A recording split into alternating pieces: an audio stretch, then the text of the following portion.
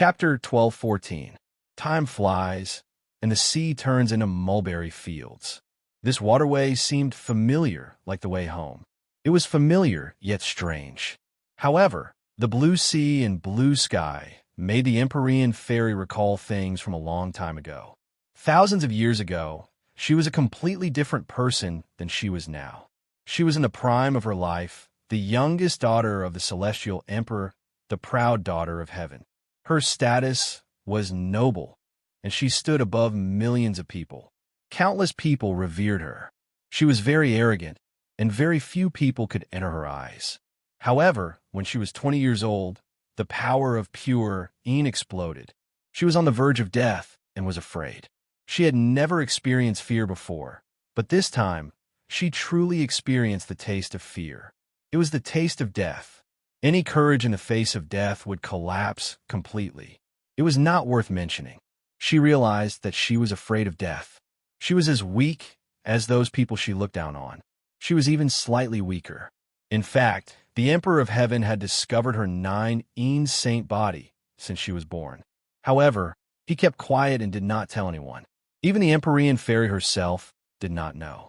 Since then, the Emperor of Heaven began to find a way to save his daughter's life.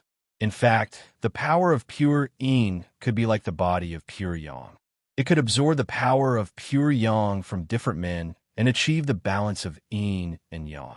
However, how could the Empyrean fairy do such a thing with her status? Even if it was to survive, she would not take off her noble appearance. Of course, this path would not work.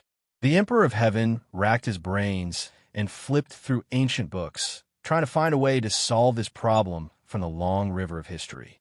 In the long river of history, there were other women with a 9 Een saint body. However, they either died at the age of 20 or became promiscuous women.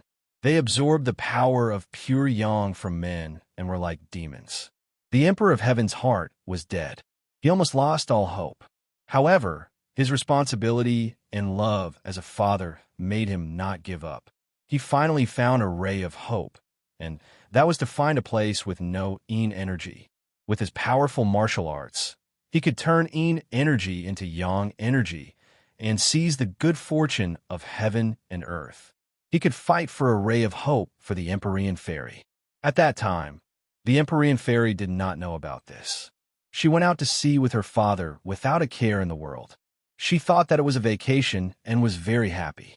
However, when she reached the gate of heaven, she realized that something was wrong, but by then, it was too late. After traveling for several days, they could no longer see the shadow of the continent. They kept heading south, as if they were about to reach the end of the world. After experiencing several storms, the storms of nature could not do anything to them. Yi Ding Dang was unable to eat and had to rely on nutrient solutions to maintain her vitality. It was heartbreaking. Yan Qingyi stayed in the cabin all day and did not leave. She had too many expectations for this trip, but also a lot of hesitation. In the past, when she used the divination technique, she had never felt like this, and she had never heard that strange voice calling her. All these signs indicated that this trip was unusual. Whether it was a blessing or a curse, she did not know. Her divination technique was derived from her understanding of the great Tao of heaven and earth. It was a divine ability that descended from the heavens. Not to mention others, even she did not fully understand the mysteries behind it. The scenery was enchanting, but Yi Tianlei and Feng Xinyang were not in the mood to appreciate it. Seeing their daughter become thinner day by day, their hearts seemed to bleed. However, seeing their daughter's encouraging eyes was the only way to make up for it. Their daughter's strength gave them courage and supported them to move forward. Suddenly, the ship stopped and floated on the sea. Everyone walked out of the cabin and came to the deck, looking at each other. What's wrong? I don't know. Could it be that the ship broke down? In the cabin, Tang Zheng stared straight at the Empyrean fairy. She frowned deeply and looked at the endless sea through the glass, not saying a word. The others also came to the cabin and started asking questions. We lost our way, Tang Zheng explained. With such advanced technology, how could we lose our way? The others found it hard to believe. Only she knows the specific direction of the divine gate. But after all, It's been thousands of years. The sea now is quite different from 1,000 years ago. So we lost our way. Tang Zheng was helpless. He also did not expect to encounter such a problem. The Empyrean fairy had always been very confident. There was no need to doubt her strength. Who would have thought that she would actually lose her way? Everyone looked at the Empyrean fairy. Seeing that she was silent, they did not dare to ask and could only look into the distance helplessly. It was indeed difficult to determine the direction in the vast sea with no reference point and thousands of years apart. The Empyrean fairy was silent for a moment. Then, she turned around and stared at everyone. I also don't know the direction. She had always been proud, but she could not even find the direction. She was truly ashamed. Tang Zheng's face darkened. The thing he was most worried about had happened. Now, they were like a blind person. There were so many directions, but where should they go? But he did not complain. He suppressed the chaotic thoughts in his heart and said encouragingly, "You're the only one who has been to the divine gate. Choose a direction based on your feelings." The others could not hide their disappointment and looked at her in unison. The Empyrean fairy did not argue. She directly closed her eyes and activated her mysterious technique, as if she wanted to feel that familiar aura. After a long time, she suddenly opened her eyes and pointed in a direction. "Then let's go this way." This was the direction she pointed out based on her intuition. Whether it was correct or not, she did not know. She could only wait and see if the goddess of luck would descend upon them. That direction. Tang Zheng was treating a dead horse as a living horse, so he immediately agreed with Nine Heaven's profound maiden's words. The ship set sail again. With a whistle, it sailed into the distance. A few days later, a gust of wind blew over from somewhere. Yin Luyun, who was standing at the bow of the boat, subconsciously hugged his arms tightly. This journey had allowed the young master of the Yin family to experience a lot of elegance. He was extremely excited. He wished he could grow wings and fly to the divine gate as soon as possible. Why does the weather change so quickly? It was unbearably hot just a moment ago. Why does it feel like we're in a world of ice and snow now? It's so cold. Yin Luyan muttered. It's so cold. Feng Sure just happened to walk onto the deck. She could not help but tighten her clothes. These two were not ordinary people. Usually, it was difficult for them to feel cold or hot. But today's weather caused their reactions to be so strong. It was really strange. The two looked at each other and immediately realized that something was wrong. The sky is still sunny. Why is it so cold? Yin Luyun asked curiously. Feng Sure also nodded. She leaned on the side of the ship and stretched her head out to look. She found that the sea was still blue and there was nothing strange. Woo! A long cry came from the distance. The two of them stood up in shock. They looked up and saw a large ship sailing in the distance. Strange. How come we didn't see this ship before? Yin Luyan had been on the deck the whole time. He just looked in this direction. In this vast sea, there was no end in sight. It was impossible for a large ship to come close before they found it. Yin Luyan rubbed his eyes. He wondered if he was not paying attention and was negligent. Feng Sure stared at the large ship and suddenly exclaimed, Look at that ship. Why does it look like an ancient ship? Yin Luyun was shocked. He muttered in his heart, how could there be an ancient ship sailing on the sea in this modern society? This kind of thankless and incomparably dangerous thing. No idiot would do it, right? He took a closer look and found that the approaching ship was in the shape of an ancient ship. It was completely made of solid wood. There were flags fluttering on the tall mast, and there seemed to be shadows flashing on the lookout platform on the mast. Yin Luyun smacked his lips and sighed. It really is an ancient ship. Feng Sure had already noticed that something was strange. She turned around and rushed into the cabin. After a while, the others came to the deck and stared at the large ship. The two ships were only 100 meters apart. They could even see the vicissitudes of history of the large ship, especially the cannons on both sides of the large ship. They were definitely ancient objects. Everyone looked at each other. Shouldn't this kind of antique be displayed in a museum? Why did it come to the sea to sail? This ship is strange. Empyrean Fairy stared at the large ship and concluded, everyone, be careful. Act according to the situation. Tang Zheng reminded. There must be a reason for this abnormality. Everyone's nerves could not help but tense up. Woo! There was another high-pitched cry. Everyone finally recognized that it was the sound of a bugle horn. It was like the bugle horn blown in an ancient battlefield. The atmosphere instantly became gloomy. There was a chill in the air. Whoosh! A cold light flew out from the large ship. Zheng! The cold light landed on their deck, and it buzzed and trembled. Everyone's pupils shrank as they stared at the cold light.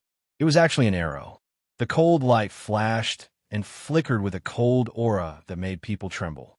This thing is strange, Yin Luyun said in amazement. Be careful. Tang Zheng glanced at the big ship from the corner of his eyes and suddenly discovered that dozens of cold lights soared into the sky, shooting towards the bow of their ship. So he shouted loudly. Everyone was already on high alert. Hearing Tang Zheng's warning, they all reacted.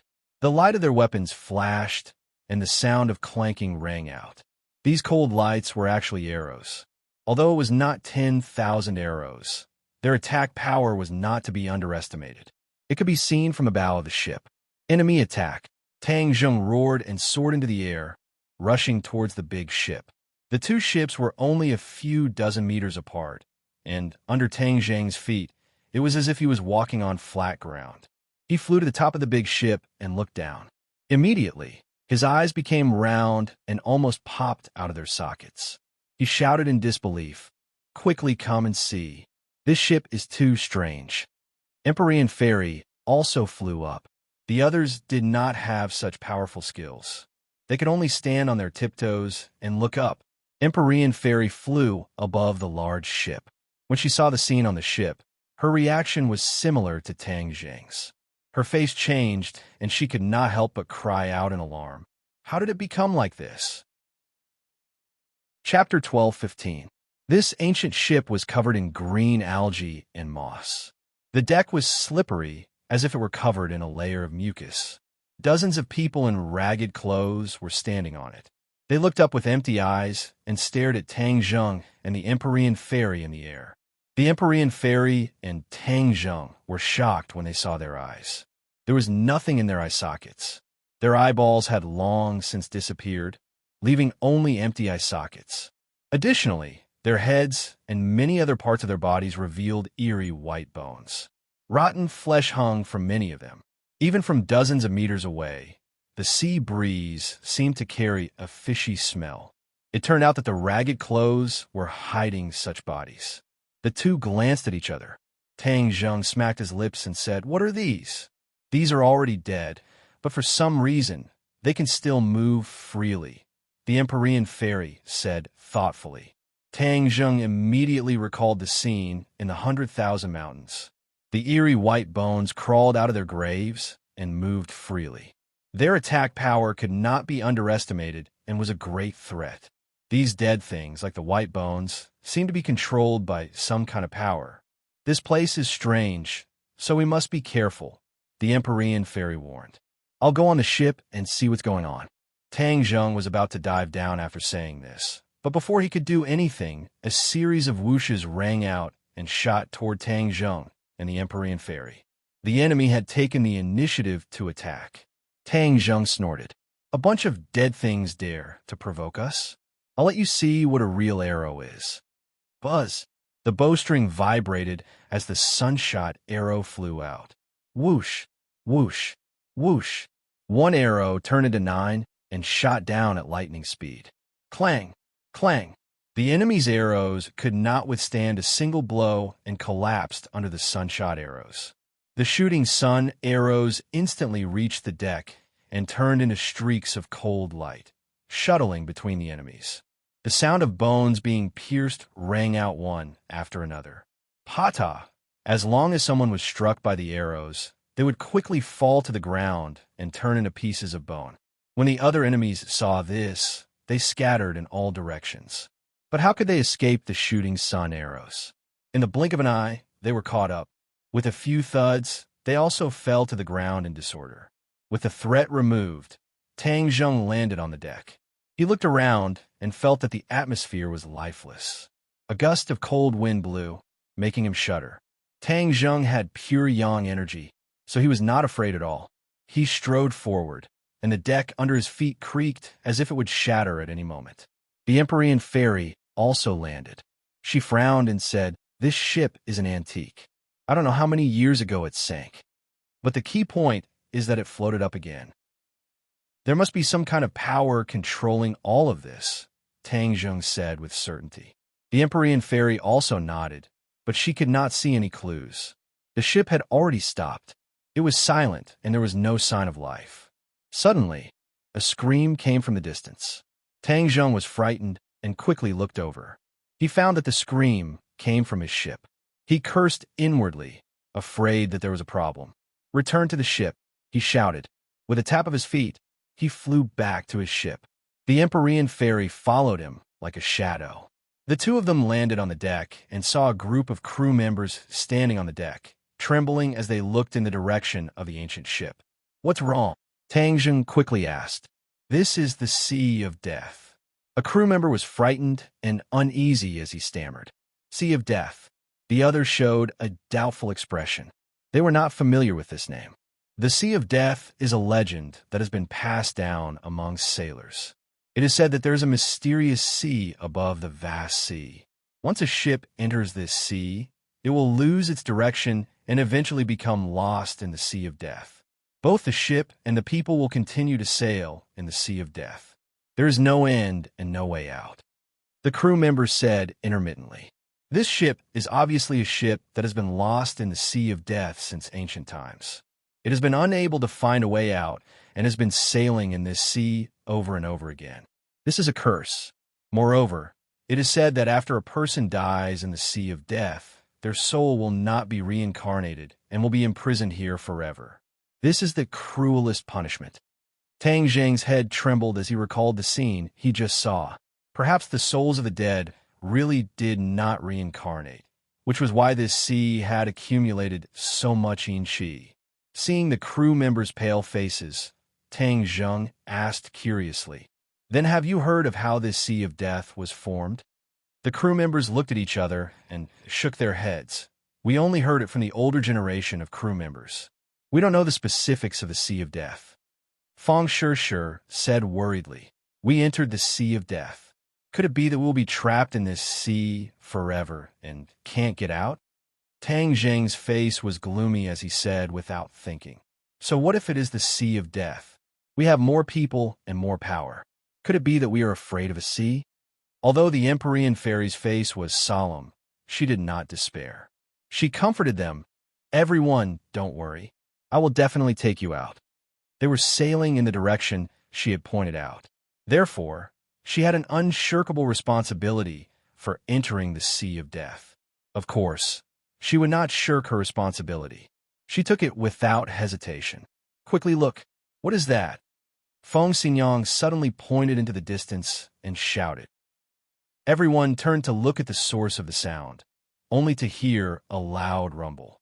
A colossal object rose from the bottom of the sea, breaking through the waves and floating to the surface of the sea. Many people were dumbfounded, unable to calm down. This behemoth was a huge battleship. It looked like a modern battleship.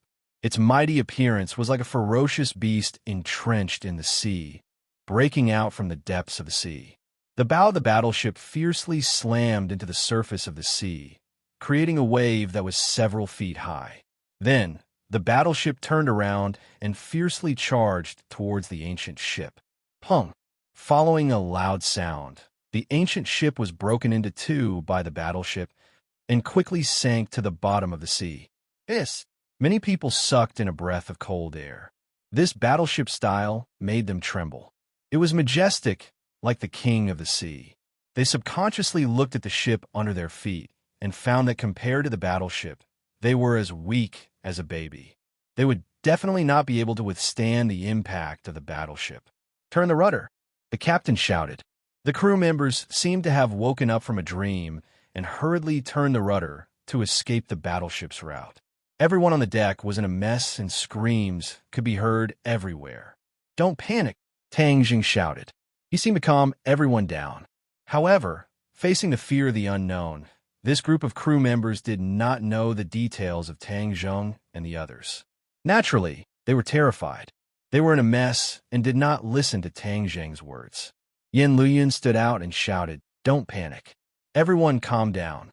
You're all members of the Yin family. Are you all so cowardly and afraid of death?" Swish. All the crew members calmed down. Yin Luyun's words were clearly more intimidating than Tang Zheng's. After all, these people were all members of the Yin family and recognized Yin Luyun more. Yin Luyun's aura surged as he said in a stern voice, "The Sea of Death may be useful to others, but it is definitely useless to us. Everyone calm down and listen to my orders. I guarantee that you will be able to return home safe and sound. I, Yin Luyun, will always be with you." Seeing that even the young master of the Yin family was with them, they were mostly insignificant people. What was there to be afraid of? Thinking to this point, the fear in the hearts of the crew members gradually dissipated. They finally calmed down. Seeing the battleship rushing over, they no longer had the fear from before. Yin Luyun took a deep breath. He was also a bit panicked, but he believed in Tang Zheng's strength. Although the current situation was strange, Tang Zheng definitely had a way to get through it. This was a kind of unreserved trust. "Young Master Tang, you take command," Yin Luyun said. Tang Zheng nodded and said, "Let's avoid the battleship first. Then we'll board the battleship to investigate the situation." Yes. The captain gave the order and continued to turn the rudder, successfully avoiding the battleship. The battleship broke through the sea with a crash and rushed past the ship's previous position. The huge waves it set off seemed to be displaying its might. If they didn't manage to turn the rudder in time, they would definitely be broken in two by the battleship and follow in the footsteps of the ancient ship. The battleship's attack missed. An angry roar rang out from the battleship. The battleship suddenly turned and charged forward. Pum! With a loud bang, the cannonball on the warship was fired. A pitch-black cannonball whizzed over and smashed into the sea on the side of the ship, setting off a huge wave that was dozens of meters high. It fiercely slammed onto the deck, drenching many people like drowned rats. Tang Zheng's eyes trembled as he roared. "The cannons on the battleship can still be used. Everyone be careful." He was truly puzzled. The battleship had floated up from the bottom of the sea and had been submerged in the sea for who knew how many years. How could it still fire? None of this could be explained by science, so there was no need to waste his brain cells to investigate. Pung pung pung.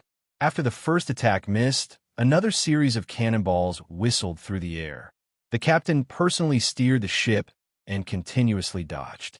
He was in danger after danger and was almost hit several times. "We can go on like this. I'll go to the battleship." Tang Zheng flew into the air. With a swoosh, the shooting sun arrow was fired at one of the cannonballs. With a boom, the cannonball was struck, but there was no smell of gunpowder.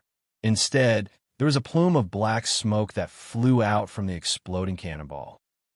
Energy. Tang Zheng recognized at a glance that the black smoke produced by the explosion of the cannonball was energy. Tang Zheng directly rushed through the energy without any abnormalities and arrived above the battleship in an instant. At the same time, the Empyrean ferry also took action. The mountain river map rose into the air and floated above everyone's heads. An invisible force shrouded the incoming cannonballs and blocked them. They fell into the sea nearby and splashed up huge waves, but no one was hurt. Chapter 12:16. Tang Zheng floated in the air, looking down at the battleship below. It was clear as day. There were hundreds of soldiers standing on the battleship. They were wearing tattered military uniforms, and it was impossible to tell which country they were from. They were the same as the people on the ancient ship from before. All of them had turned into rotten flesh and bones.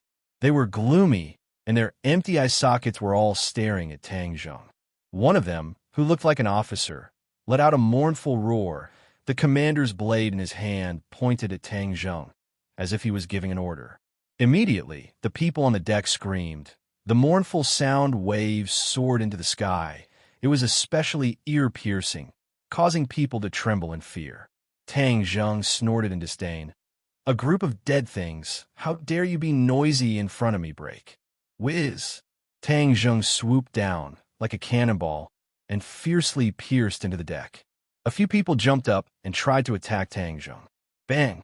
Tang Zheng landed on the ground and ruthlessly stepped on these people's bodies, causing them to immediately shatter and scatter all over the ground.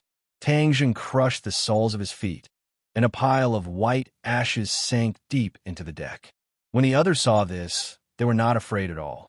Instead, they roared fiercely, and their empty eye sockets seemed to shoot out a dark light, which was extremely terrifying. Tang Zheng did not mind. He held the shooting sun arrows and heaven-shocking bow in his hands and roared, "Go!" Whiz! With a piercing sound, the shooting sun arrow turned into a ray of light and disappeared from the bowstring. Then, it flew into the crowd like a clap of thunder.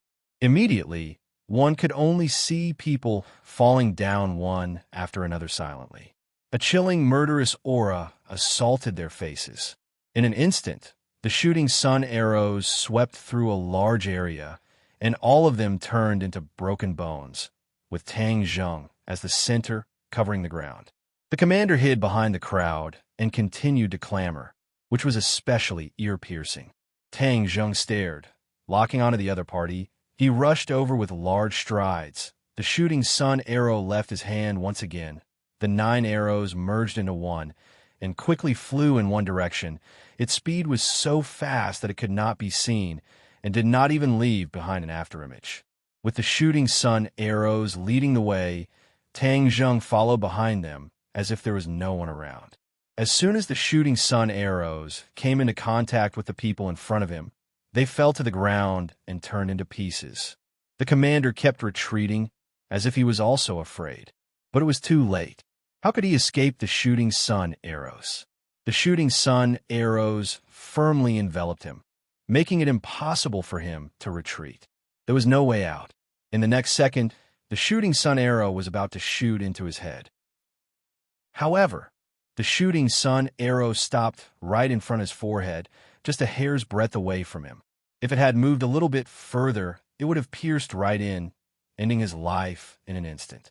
Tang Zheng came in front of him and grabbed his head. He had no room to resist and could only let Tang Zheng do whatever he wanted. "Who are you?" Tang Zheng roared in a low voice as he questioned. The other party looked at him with empty eye sockets and roared like an angry lion, but he didn't say a complete sentence. Tang Zheng frowned.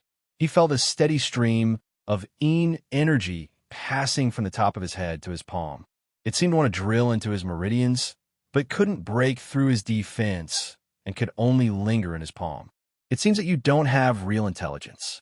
You're really a dead thing," Tang Zheng said disappointedly. As soon as his voice fell, he let go of his hand.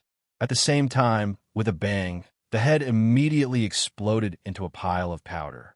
When the others saw that the commander had been killed, their angry voices almost became a tide, trying to drown out Tang Zheng. Tang Zheng smiled faintly and walked forward. With a point of his finger, the shooting sun arrows automatically flew up. It was as if they were his arms. They were telepathically connected and shuttled through the crowd. Not long after, everyone fell to the deck. Not a single enemy could stand up.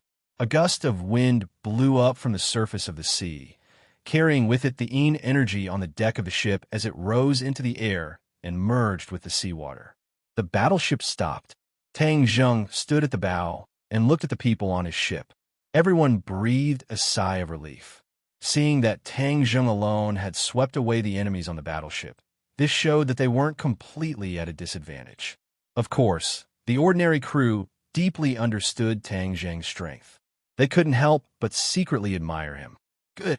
A cheer sounded from the crew, as if giving them courage. Thunderous cheers rose and fell one after another. "Gulilu." A bubbling sound quietly sounded and fell into Tang Zheng's ears. He quickly looked down and found that the sea seemed to be half boiling. Bubbles appeared one after another. The bubbles burst, releasing clouds of black gas, little by little rising into the air. A dense fog rose above the sea. The others also discovered this and cried out in alarm. "What's going on?" The sea was boiling. Even the experienced crew had never seen such a scene before. They were all shocked. Tang Zheng leaped up and jumped back to his own ship from the battleship. He stood with everyone and asked, "Does everyone know what's going on?" No one answered. The Empyrean fairy also fell into silence. She stared blankly at the boiling sea with a strange expression. Tang Zheng didn't disturb her. Instead, he comforted the others and asked them to calm down. They had seen Tang Zheng's extraordinary ability and were very happy with his comfort. Their panic was relieved. The sea was boiling more and more violently. The bubbling sound seemed to come from the bottom of people's hearts. It was like the boiling of people's blood, giving people a very strange and uncomfortable feeling. Voila! The seawater automatically parted to two sides, opening up a huge fissure. It was so dark that it was impossible to see what was inside the fissure, but the fissure was like a monster opening its mouth, as if it wanted to swallow everything on the surface of the sea. Is there a demon beast? Tang Zheng recalled his previous experience and couldn't help but think. How can it be a demon beast? The inner demon's voice sounded. This sea is a bit strange. I can't see through it. In my time, everyone was on the continent. Very few people would go to the sea. Therefore, I know nothing about the Sea of Death. But there is one thing. The yin qi in the Sea of Death is too strong. I don't know how many people have died here. Hearing the inner demons refuting the judgment of the demon beast, but couldn't see through it, their mood couldn't help but become heavier. Even with the inner demon's knowledge and cultivation, they couldn't see through this sea. This place was really strange. The crack on the sea became bigger and bigger. It was like the sea opening its mouth to swallow the world. The water flowed into the crack like a waterfall. It was unknown how high it was. The battleship followed the water flow and flowed into the crack. With a loud bang, the battleship fell into the crack. Only the sound of cracking could be heard. Everyone guessed that this steel battleship had probably been smashed into smithereens, broken into pieces. The steel battleship that could ride the wind and break the waves couldn't withstand a single blow from this power. Humans were especially small. Back off! There was no need for Tang Zheng's command. The captain had already issued a command. He turned on all the power and spared no effort to retreat. He only wanted to get as far away from the crack as possible. But the power of the water flow was too great. It was so great that even modern ships couldn't resist it. Even if they turned on all the power, there was no way to retreat. They could only watch as they got closer and closer to the crack. It wouldn't be long before they followed in the footsteps of the steel battleship and were smashed into pieces. Not to mention the people on the ship. Perhaps a few experts could come out unscathed, but the rest of the crew would be in danger.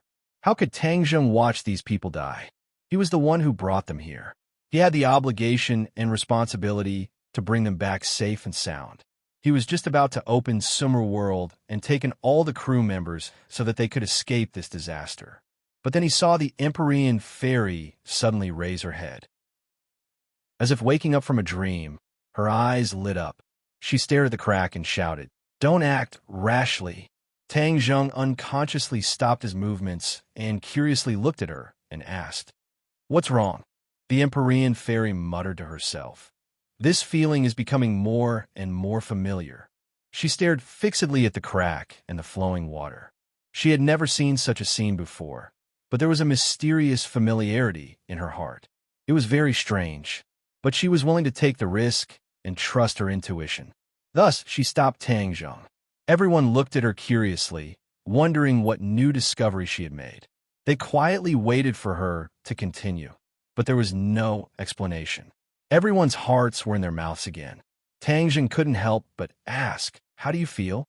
The Empyrean fairy didn't say anything else. She just stared at the crack with her eyes fixed on it.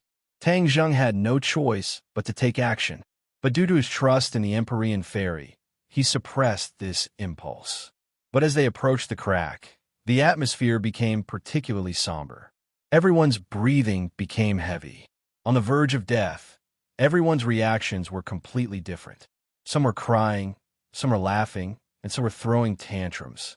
But those close to Tang Zheng didn't have much of a reaction. They only looked at Tang Zheng. As long as he gave the order, they would act accordingly. They trusted Tang Zheng completely. Among them, Yan Qingyi's expression was the calmest. There wasn't even the slightest ripple. Although she wasn't as powerful as the others, her conviction was incomparably firm. Few people could compare to her.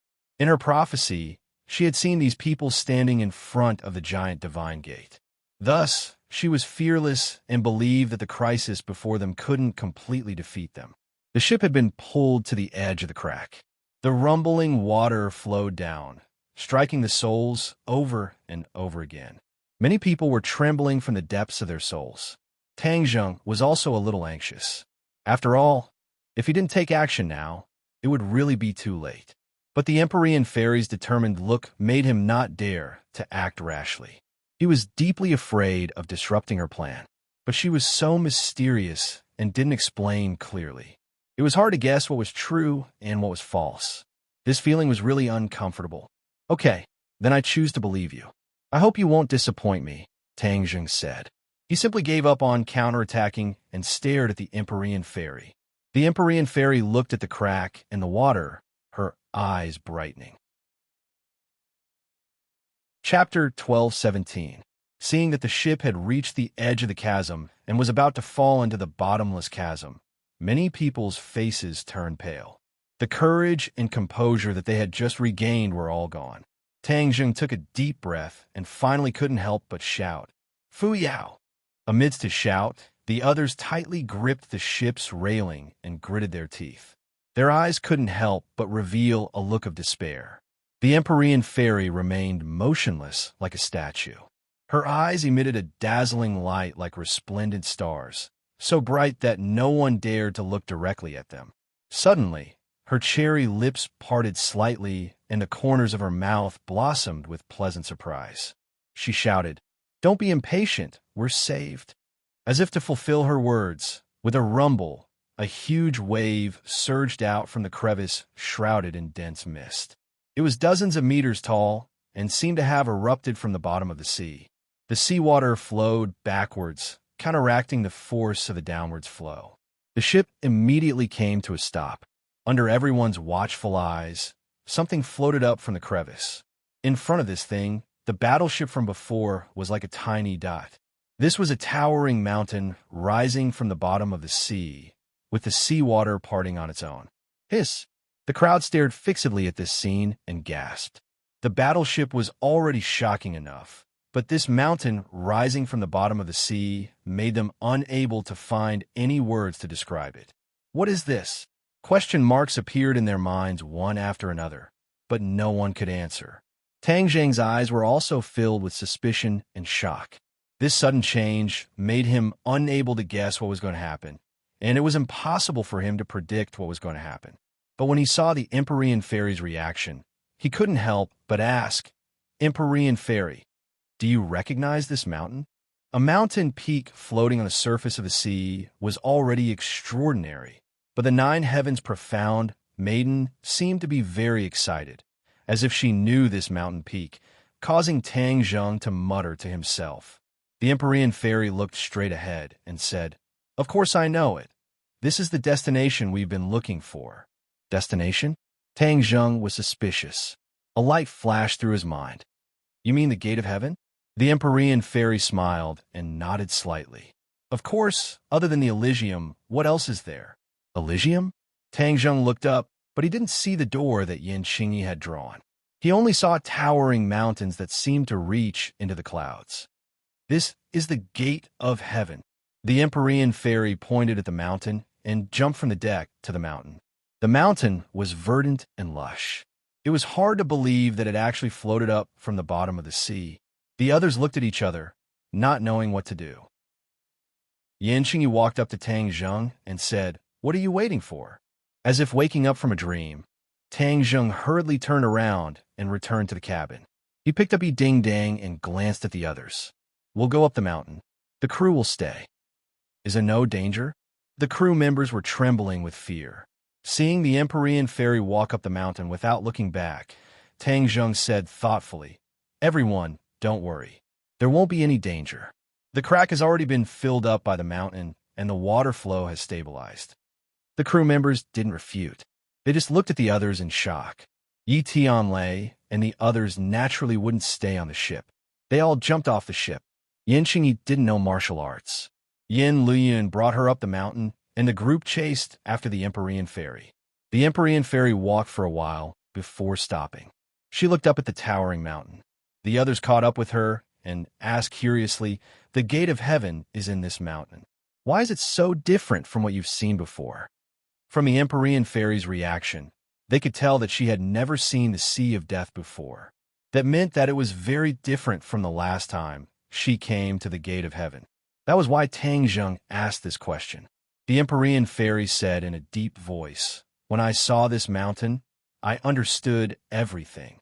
The reason why I didn't see the Sea of Death when I saw the gate of heaven was because the Sea of Death was created by the gate of heaven." Is that so? Everyone's hearts trembled. They couldn't believe it. The world changes. Anything can happen. The gate of heaven is a place of absolute ease. Over time, this area of the sea has been affected and turned into the Sea of Death. Any ship that passes by will be imprisoned in the Sea of Death. It's difficult to escape. This is the danger of a place of absolute ease. The Empyrean fairy explained without stopping. Everyone fell into deep thought. They gradually understood. If a place of absolute ease is so dangerous, what will we encounter? Feng Shishir asked curiously. The Empyrean fairy glanced at her and said, "Things have changed. We didn't encounter too much danger back then, but it's hard to say now." Everyone's hearts sank. It seemed that this trip would really be dangerous. If the Sea of Death could be created, this mountain would definitely have unknown dangers. "Everyone, be careful. I'll be at the front. If there's any movement, I'll definitely warn everyone," the Empyrean fairy said dutifully as she walked at the front. "Follow closely. Don't fall behind," Tang Zheng reminded. He carried Yi Ding Dang and walked forward. He was half a body's length behind the Empyrean fairy. His eyes were on the 6 directions, and his ears were on the alert. Boom! A loud sound rang out. The ground beneath their feet shook violently. Everyone stopped in their tracks at the same time and looked around. The loud sound rang out again. It was like the sound of footsteps. It came from afar and approached, shaking everyone's hearts. "What is it?" Yin Luyun cried out in alarm, but his face was flushed red and his heart was excited. This was a combination of fear and excitement. He wanted to come out on an adventure to see the new world and new things. But when he heard those loud sounds, his blood seemed to be trembling. The Empyrean fairy gazed at a nearby mountain peak with a burning gaze. Suddenly, her eyes lit up. She tapped the ground lightly with the tip of her foot and flew out like a bolt of lightning. Boom! Another loud sound rang out as a gigantic creature walked out from behind the mountain peak and entered everyone's line of sight. A giant. This word immediately popped up in everyone's minds. However, Tang Zheng had a different idea in his heart. This giant was not made of flesh and blood, but a stone giant. Its entire body was made of stone, and it was over 100 meters tall. In front of it, humans were insignificant, extremely tiny. A stone turning into a human didn't give everyone too much of a shock. It was just that the giant's body was somewhat intimidating. There was no doubt that the Empyrean fairy had never seen this stone giant before. It must have been born later. Looking at its huge body, its combat power couldn't be underestimated. The fairy of the 9 heavens rushed forward fearlessly. The painting of mountains and rivers of the gods of earth and veil flew out from her hand and suspended in midair. A gust of wind swept out from the painting and wrapped around the giant. Boom! The giant staggered a few steps. The tall trees around it were trampled under its feet and turned into debris. The giant waved its fist and tore through the gust of wind. It rushed out of the encirclement. It raised its head and opened its mouth as if it was roaring silently at the mountain river map. The Empyrean maiden frowned when she saw that her attack had failed to injure her opponent.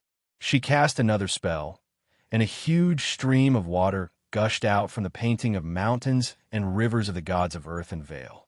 It was as if the water of the Milky Way was pouring down on the giant's head. Under the impact of so many water droplets, the giant bent down and supported itself with its hands on the ground, resisting with difficulty. Bang! Finally, the giant couldn't bear it and fell on its knees, creating a large pit. Smoke and dust rose, and the ground trembled.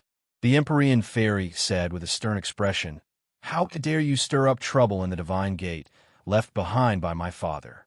If I don't kill you, I'm not the Emperor of Heaven's daughter." Swoosh! The mountain river map shone brightly, and once again, something glittering with cold light fell. Ice blades. Everyone saw it clearly. The mountain river map was all-encompassing, and its attacks were endless. The ice blades hit the giant's body and left white marks. The giant couldn't even raise its head. This storm-like, continuous attack made the giant unable to resist at all. When the others saw the Empyrean fairy's true strength, they were shocked.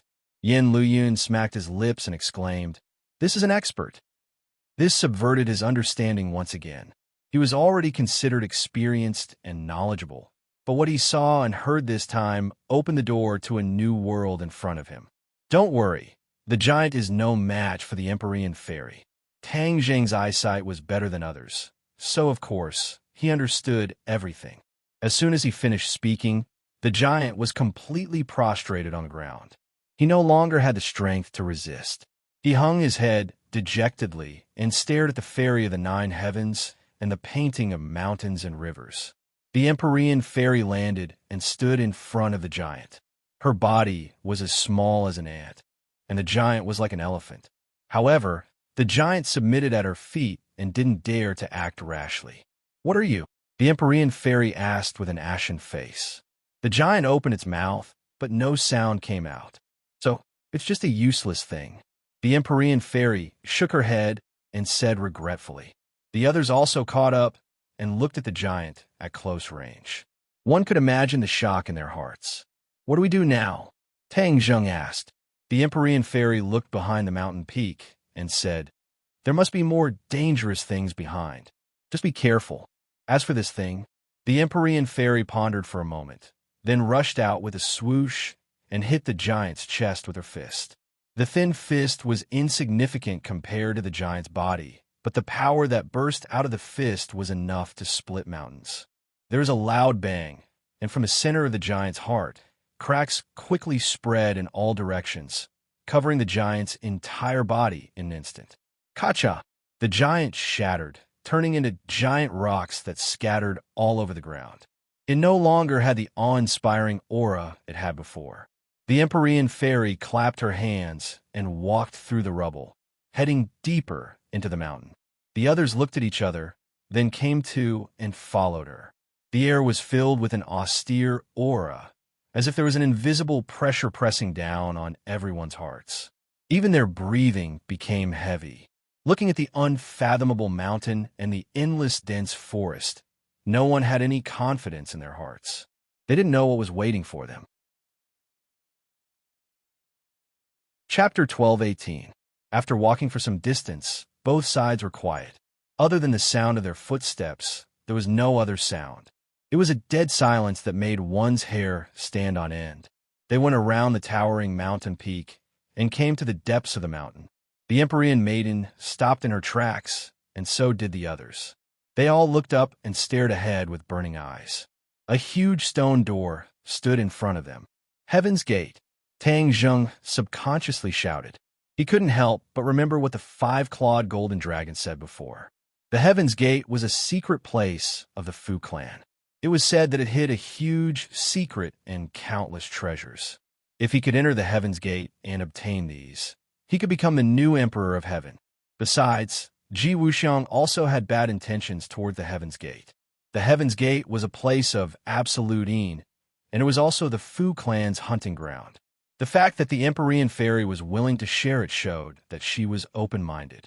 Now that he had the chance to enter the Heaven's Gate, other than saving Yi Dingdang, he could also see the wonders of the Heaven's Gate. Of course, he never expected to be able to see through the secrets of the Heaven's Gate and become the new Emperor of Heaven. The others stared at the Heaven's Gate and sighed in amazement. Is this the Heaven's Gate? It's so majestic, so extraordinary. The Empyrean fairy's eyes also became passionate. All kinds of emotions surged in her heart. Too many memories appeared in the depths of her mind like a movie. She had been pampered since she was young and lived a carefree life. Her father brought her across the ocean to the Heaven's Gate. When she saw the Heaven's Gate, she was shocked and asked what it was. The Emperor of Heaven didn't answer her. He only brought her through the giant door. What happened next completely overturned her worldview, causing her to be imprisoned here for over 1,000 years. After traveling through time and space for over 1,000 years, she escaped and left Heaven's Gate. However, when she returned to the continent, everything changed. The Celestial Emperor disappeared and became a legend. In addition, she had also heard rumors about the Heaven's Gate.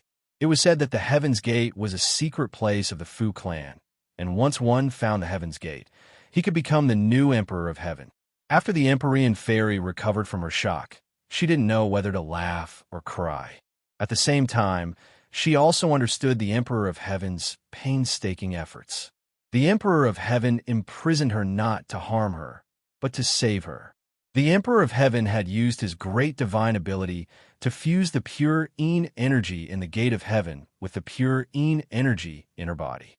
In the end, he had reached the realm of extreme Yin, giving birth to Yang, thus pulling her back from the gates of hell. When the Emperor of Heaven imprisoned her and left her alone in the Gate of Heaven, she was filled with despair and anger. She hated the Emperor of Heaven to the bone. After that, she finally understood the Emperor of Heaven's good intentions after thousands of years had passed. Since then, her personality had changed greatly. She was no longer unruly and arrogant. She had even become humble and kind. This was a quality that she absolutely did not have in the past. Since then, she had never stepped into the Gate of Heaven again. She was completely unaware of all these changes. Revisiting this place, all sorts of feelings welled up in her heart. For a moment, she didn't know what to say. Looking at her strange expression, Tang Zheng asked, "What's wrong with you?" The Empyrean fairy came back to her senses and shook her head. "It's nothing. Along the way, we haven't encountered any other dangers. This means that there isn't any danger. There shouldn't be any danger in the Gate of Heaven either," Tang Zheng said thoughtfully. The Empyrean fairy was slightly startled. She hesitantly said, "Perhaps." Perhaps? She couldn't give a definite answer. When he revisited his old haunts, he found that everything had changed drastically. In the past, the Gate of Heaven floated in the sea like an immortal mountain island. Now, it had sunk to the bottom of the sea, causing this part of the sea to become the Sea of Death.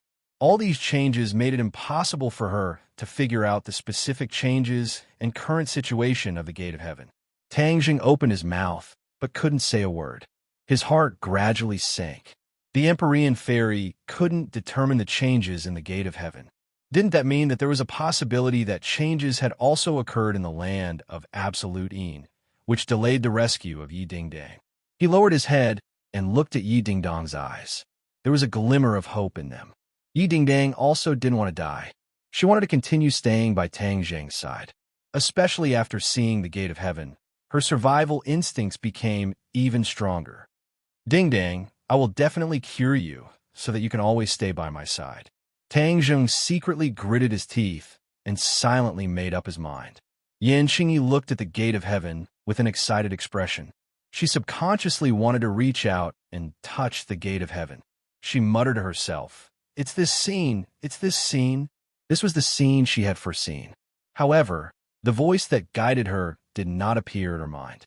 Therefore, in addition to her excitement, there was also a trace of regret and melancholy in her expression. "Come, let's go in." The Empyrean fairy took the lead and walked to the front of the Gate of Heaven.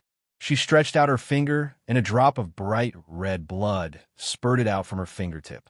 Her finger slowly approached the Gate of Heaven. Finally, the tip of her finger came into close contact with the Gate of Heaven.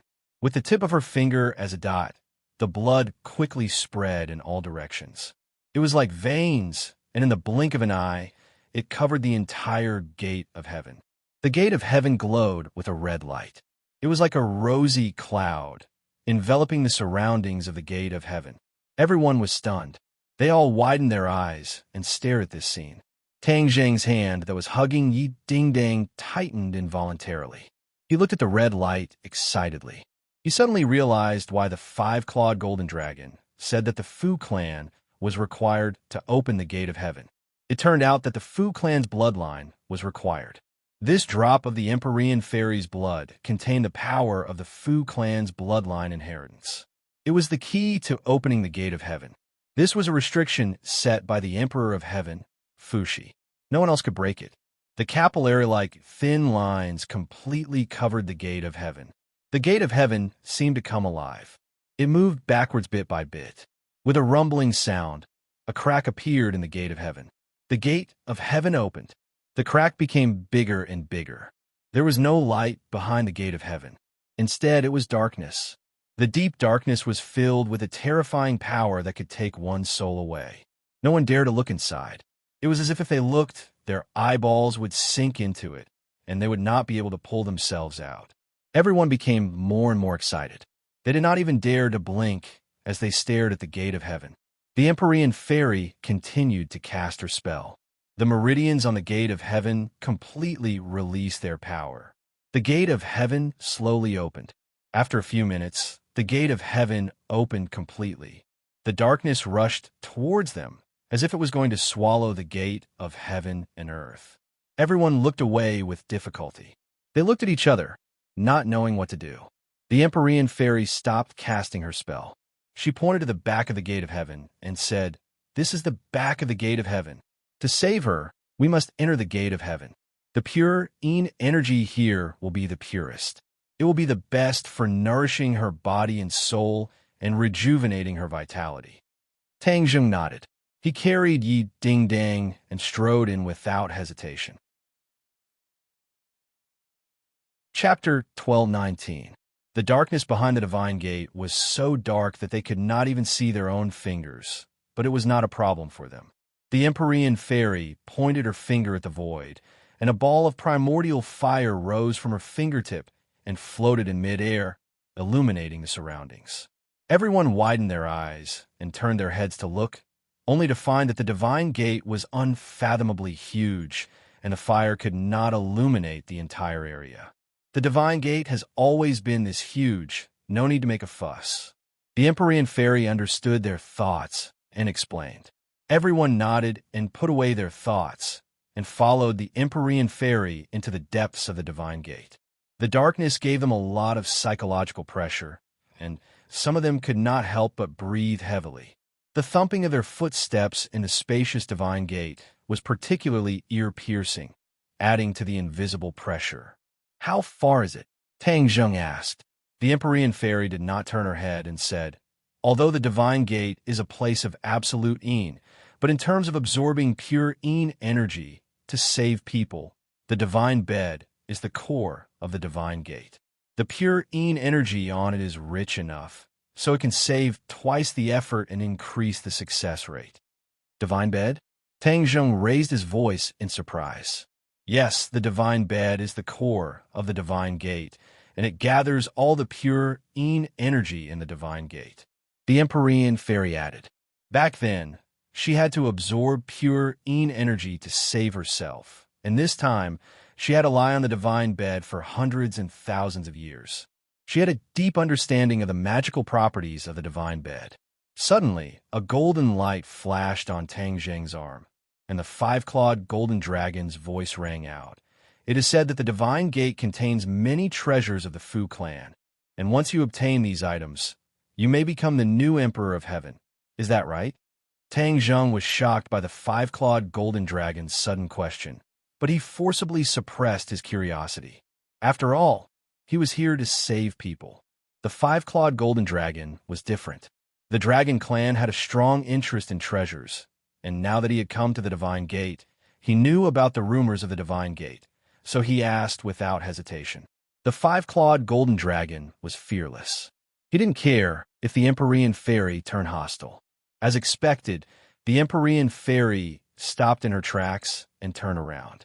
She stared at Tang Zheng's arm that was shining with a golden light and said with an unkind expression, "You're still thinking about the Elysium?" The five-clawed golden dragon did not deny it either. He said with a dignified face, "The gate of heaven is a legendary treasure land. I can peek into its mysteries. Of course, I won't miss such a good opportunity." Although these words were tactful, the meaning was very clear. It was really tempted. Of course, unless the treasure was extremely extraordinary, it would not really make a move. Five-clawed golden dragon. Don't be rude. Tang Jing scolded with an unkind expression. The five-clawed golden dragon was afraid of Tang Jing and did not dare to make sound. The Empyrean fairy sneered and said meaningfully, "Five-clawed golden dragon, I'm afraid I'll have to disappoint you. Although there are rumors outside that there are treasures hidden in the gate of heaven, I want to tell you the truth. The gate of heaven is only a place with no yin energy. There are definitely no treasures like you said." When the Empyrean fairy woke up, she ran through almost every corner of the gate of heaven. If there were treasures, she would have found them long ago. How can anyone else have a chance to find them? As for the rumors outside, she did not know where they came from. In her opinion, they were all nonsense and extremely absurd. However, she was too lazy to explain. These people had coveted the gate of heaven for a long time and could not find it. Why waste her saliva to explain? Tang Jing's curiosity was aroused. He stared at the Empyrean fairy with a burning gaze, as if he wanted to distinguish the truth of her words. However, after looking for a long time, he could not see the reason. The five-clawed golden dragon's voice sounded in his mind. He snorted and said, "She's lying. She's deceiving everyone. Don't be fooled by her." Tang Jing did not express his opinion. The inner demons suddenly said, "This gate of heaven is indeed a good place. The pure yin energy is dense and is definitely stronger than the previous mountain with the life totem." Tang Jing suddenly had an idea and said, "Since the pure yin energy is so strong, then can I also absorb the pure yin energy here and neutralize the pure yang energy?" Previously, Tang Jing's heart was tied to Yi Ding Dang. When he heard about the miraculous gate of heaven, he did not think that he could absorb the pure yin energy. Now that success was in sight, he suddenly had this idea. "Hee, you're finally enlightened." The inner demons praised. Tang Jing was overjoyed. "Why didn't you remind me before? Last time I absorbed so much pure yang energy that my body almost exploded. With such a great opportunity to save my life, you actually didn't give me any advice." He was quite depressed. He had worried for nothing for so long. You really think too simply. Is a place of extreme yin that easy to find? If it wasn't for the Empyrean fairy, where would we find a place of extreme yin? The inner demons retorted. Tang Jing was suddenly startled. He realized that he had been too impatient and had wrongly blamed the inner demons. Moreover, absorbing pure yin energy in a place of extreme yin is not that simple. Do you think it's as easy as absorbing pure yin energy from other women? The inner demon's question caused Tang Jing to fall into deep thought. Could it be that he had thought too simply? The inner demons seemed to have seen through his thoughts and added, "You really are thinking too simply. How can absorbing pure yin energy be that easy? You must rely on a medium." Medium? What is it? Tang Jing's curiosity was completely aroused. The pure yin energy in this place of extreme yin was born from the creation of heaven and earth. If a person wanted to absorb the pure yin energy here, they must draw upon the yin and yang energy of heaven and earth to succeed. Draw upon the yin and yang energy? Tang Jing was startled. Ding Dang wants to absorb the pure yin energy in the gate of heaven. Does she also need to draw upon the yin and yang energy? Of course. If not, how could she succeed? Then how can I draw upon the yin and yang energy? The inner demons kept him in suspense and said mysteriously, "Heaven's secrets cannot be revealed. When the time is right, I will naturally tell you." Tang Jing rolled his eyes and thought that they were deliberately mystifying things. However, the inner demons deliberately kept him in suspense, so he didn't continue to ask. In short, the inner demons would tell him away. They wouldn't really let him come here for nothing. The Empyrean fairy saw that the five-clawed golden dragon was no longer talking, so she didn't say anything else. Just as she was about to turn around, she heard a gust of wind coming from the depths of the gate of heaven. She was startled and shouted, "Be careful!" The others also noticed this and were on high alert. Tang Jing raised the holy shield to protect Yi Ding Dang in his arms. Yi Tianlei and Feng Xinyang protected Feng Shishir, and Yin Luyan protected Yin Qingyi. All of them stared at the darkness in front of them with burning eyes. Whoosh! A strong gust of wind blew, as if something huge was flying towards them. Go! The Empyrean fairy pointed her finger at the void, and the true fire quickly flew out. It turned into a streak of fire and collided with the incoming enemy. Roar! A sharp roar rang out, and the true fire illuminated a huge silhouette. It was a demonic beast with huge wings, and it looked like a bat. In this dark and gloomy environment, there were definitely no lack of Yin creatures like bats. After being nourished by the pure Yin energy for a long time, it had become like this. Tang Zheng's guess was not wrong. This was indeed an evolved bat demonic beast. Bats were social animals, and there was definitely more than one of them. Tang Zheng suddenly realized this and reminded them loudly, "This is a bat demonic beast, and I'm afraid there is more than one. Everyone, be careful." He did not know the specific dangers of the bat demonic beast, so he could only remind them loudly. Bats were afraid of fire, but this bat demonic beast was not afraid of the true fire. It actually rushed towards the true fire. After colliding with the true fire quickly ignited it, and it turned into a ball of flame, dancing in the air, and its shrill cries resounded through the gate of heaven. Whoosh! Whoosh! Whoosh! In an instant, a strong gust of wind blew in front of them, like a tornado, sweeping out from the depths of the gate of heaven. The terrifying pressure made everyone unconsciously nervous. A large group of bat demonic beasts is coming. The Empyrean fairy shouted. She pointed her finger at the void, and the true fire appeared between her fingers, interweaving into a fire net in the air. Puff! Puff! Puff! The strong wind blew and extinguished many flames, but the power of the fire net was still not to be underestimated. Many bat demonic beasts crashed into the fire net and immediately turned into balls of flame, fleeing in all directions and screaming. However, there were too many bat demonic beasts, and the fire net was eventually broken through. In an instant, a dark mass of bat demonic beasts flew over, and a foul smell hit them, making it difficult to breathe. The Empyrean fairy stood in front of everyone and roared, "A group of beasts! How dare you occupy my gate of heaven? All of you die." As soon as she finished speaking, a ball of light flew from her hand and floated in the air. It was the stately painting. The stately painting suddenly rolled up like a bag with a big opening. The bat demonic beasts at the front were immediately sucked into the stately painting. Seeing this, the other bat demonic beasts retreated. However, it was too late. The fairy of the 9 heavens was enraged. The painting of mountains and rivers of the gods of earth and Vale danced in the air, immediately sweeping up a large group of demonic bat beasts. Without a sound, these demonic bat beasts disappeared. The painting of mounts and rivers of the gods of earth and Vale was another world. Once one was sucked into it, one would be at the mercy of the fairy of the 9 heavens.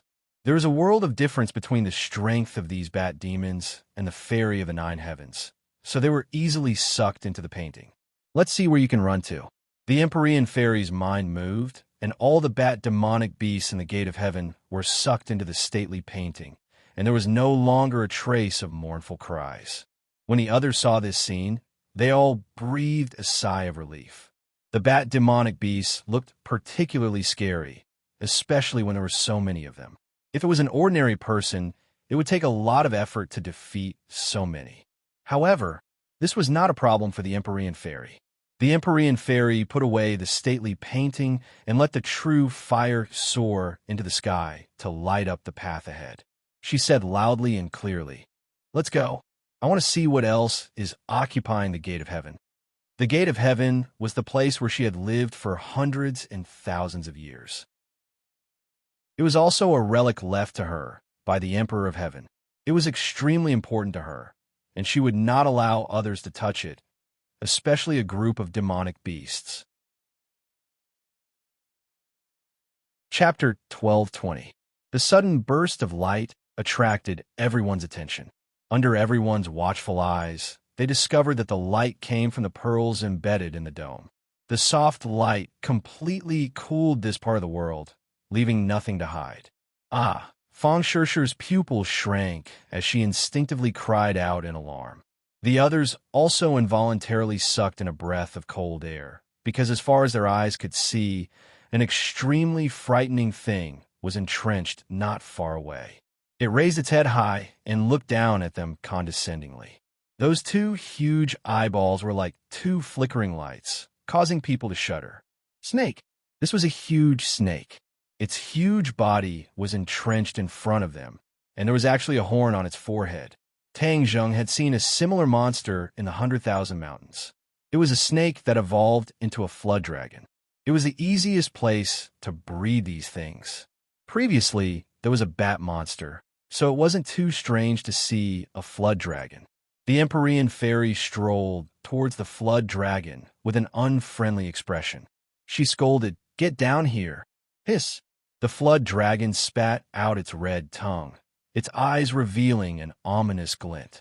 It sized up the Empyrean fairy from head to toe, as if it was evaluating her battle strength. "Get down from the heavenly bed. How dare a beast like you occupy the heavenly bed?" Heavenly bed? Everyone's pupils shrank as they looked down at the flood dragon's huge body. There was indeed the shape of a bed, faintly discernible. Could that be the heavenly bed? The flood dragon was entrenched on the heavenly bed, absorbing the pure Yin energy on the heavenly bed. No wonder it transformed into a flood dragon. Inner demons, didn't you say that humans can't directly absorb pure Yin energy? It can only be done by using the power of Yin and Yang. Why can this thing? Tang Zheng asked suspiciously. The inner demons clicked his tongue and said, "Humans are the spirit of all things, but they also have their limits. All things in the world have their own characteristics and advantages. Other creatures naturally have advantages that humans don't have. Do you understand?" Tang Zheng seemed to understand but didn't.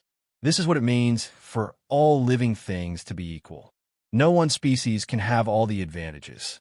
That would be a great injustice, something that is impossible to happen, the inner demons patiently added. Tang Zheng finally understood. No wonder there was an ancient saying that all living things were equal. This sentence contained the truth of the great Tao, but ordinary people would not be able to discover the mystery behind it. This flood dragon stayed in Heaven's Gate for a long time. Over time, it absorbed the pure Yin energy and gained sentience. Then, it cultivated bit by bit until it finally reached its current level. Unfortunately, its good days have come to an end. The inner demons said. Looking at the Empyrean fairy's angry look, Tang Zheng also understood that the flood dragon's good days were over. The Empyrean fairy rarely showed such anger. This bed must be very important to her, otherwise she would not have such a big reaction. The Empyrean fairy tapped the ground with the tip of her foot and gracefully flew to the top of the flood dragon's head, aiming for the protruding horn. Whoosh! A puff of green smoke came out of the flood dragon's mouth and flew directly towards the Empyrean fairy. It obviously realized the danger and fought back with all its might. Insignificant skill. The fairy of the 9 heavens didn't care. A gust of wind flew out from the painting of mountains and rivers and immediately wrapped around the green smoke. There is no doubt that the green smoke was highly toxic and couldn't come into contact with it. The green smoke was blown away, and the Empyrean fairy's kick landed on the flood dragon's head. Bang! The horn on the flood dragon's head flashed with a faint light and collided with the kick. The huge force sent the flood dragon flying off the bed and landing heavily on the ground far away before it stopped. Roar! The flood dragon roared angrily and swept its huge tail towards the Empyrean fairy's head. The Empyrean fairy landed on the bed and looked down at the sweeping tail. She frowned and growled, "Go away." Of course, the flood dragon would not go away by itself. Its huge tail continued to sweep down like rolling thunder with terrifying power. The fairy of the 9 heavens stood firmly on the celestial bed. With a thought, a rock as big as a mountain fell from the painting of mountains and rivers. Bang! The rock hit the flood dragon's huge tail and crushed it under the huge rock. The flood dragon kept struggling, trying to get out from under the huge rock.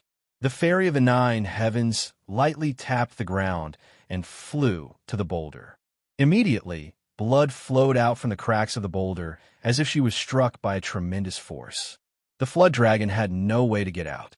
It kept shaking its body, but to no avail. How dare you occupy the gate of heaven with such little ability? You don't know what's good for you. I'll kill you first. The Empyrean fairy's words made the flood dragon feel real fear. It had gained intelligence and knew who was stronger and who was weaker. Through this fight, it knew that it was far from being a match for this person.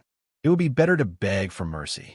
The Empyrean fairy looked indifferent and did not care at all. A cold light appeared in her hand, and she aimed at the flood dragon's vital point. Suddenly, a golden light rose from Tang Zhang's arm and flew directly above the flood dragon. The Empyrean fairy stopped attacking subconsciously and looked at the golden light in surprise. She asked, "What are you doing?" "You're going to kill it anyway. It's a pity. Why don't you give it to me?" The five-clawed golden dragon's voice flew out from the golden light. In the golden light, the five-clawed golden dragon's eyes were shining. He stared at the flood dragon and thought to himself, "God is really helping me. I've been imprisoned under the imperial city for hundreds of years, and my cultivation has deteriorated too much. Now that I have this flood dragon, it can help me improve my cultivation and skills." The flood dragon and the dragon could not be compared. The dragon was a higher existence and was the direction that the flood dragon strived for. However, they had many things in common. Therefore, the five-clawed golden dragon could use the flood dragon to improve its strength. "What do you want it to do?" the Empyrean fairy asked suspiciously. Tang Zheng also looked at the five-clawed golden dragon curiously. He did not know what it was trying to do. The inner demons praised, "This five-clawed golden dragon is a good opportunity. I can't believe it can have such a harvest in the gate of heaven." Obviously, the inner demons saw through the five-clawed golden dragon's intention.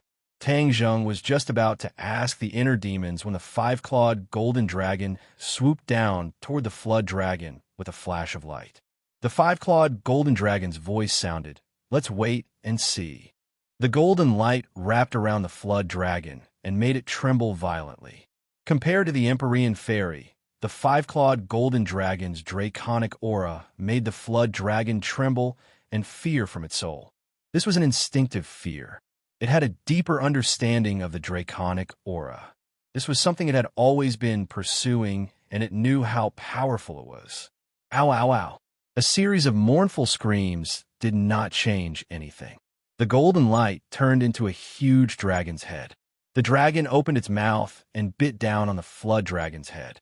The others could clearly see that the dragon's mouth was gradually swallowing the flood dragon. The flood dragon struggled even more violently. It was making its final struggle, but it still could not change anything. The outcome was already decided. The flood dragon disappeared into the dragon's mouth. Roar! The dragon's mouth let out a deafening dragon's roar that resounded through the gate of heaven. It made people's eardrums buzz and made many people feel frightened.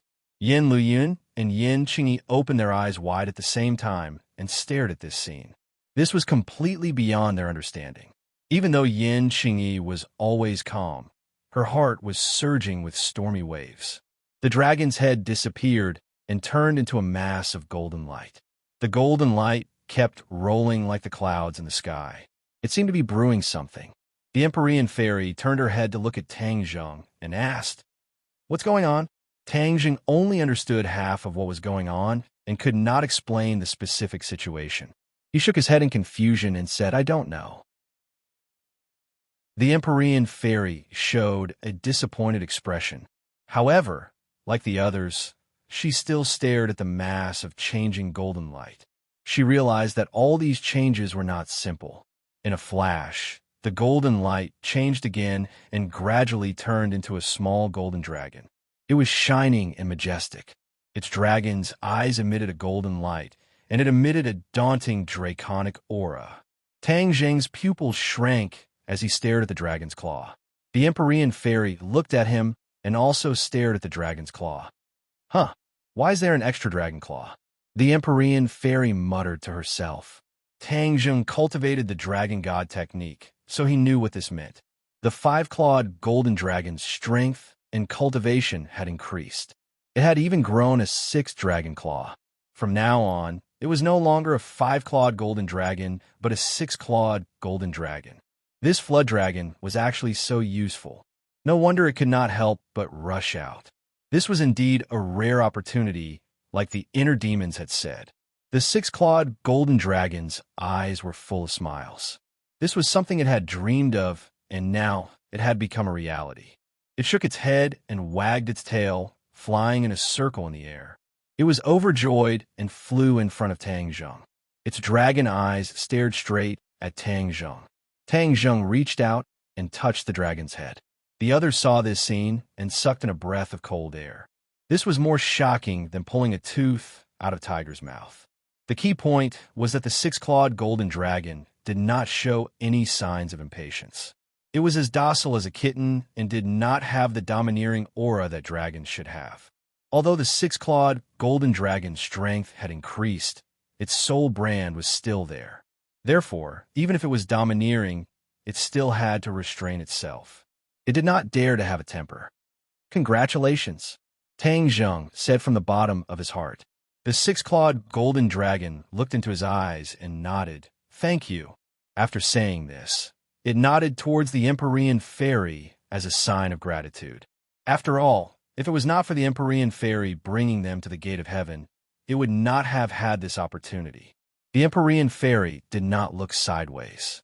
She did not take this gratitude to heart. Yen Luyun smacked his lips. He wanted to ask if he could touch it, but seeing the six-clawed golden dragon's arrogant appearance, he swallowed the words back down. The six-clawed golden dragon looked around and swept its gaze across everyone. Other than Feng Shi and the Empyrean fairy, everyone else felt a tremor from the depths of their souls. Let's go back. Tang Jung did not want to let everyone feel too much pressure and said to the six-clawed golden dragon. The six-clawed golden dragon blinked its eyes as if it was wronged. It wanted to say that it had just increased its strength and that it should show off for a while. However, after seeing Tang Jung's expression, it obediently returned to Tang Jung's arm and turned into a tattoo with an additional dragon claw. Chapter 12:21. The pure Yin energy caused Tang Jung's emotions to surge as he stared at the sky bed with shining eyes. The Empyrean fairy noticed Tang Jung's strange behavior and said, "The sky bed is where the pure Yin energy gathers in Heaven's Gate of Extreme Yin. It contains an extremely strong amount of pure Yin energy. If you want to save her, you can only do it here." She sighed as she spoke. Back then, she had relied on the sky bed to escape disaster. It was precisely because she had absorbed too much pure Yin energy that a lot of it was used up. However, it was still a lot, and normal people would not be able to handle it. What method do you have? The Empyrean fairy did not know how Tang Jung was going to inject pure Yin energy into Yi Dingdong's body. There were two indispensable conditions for her to be able to absorb the pure Yin energy in the sky bed. First, she had the 9 Yin saint body and was very sensitive to pure Yin energy.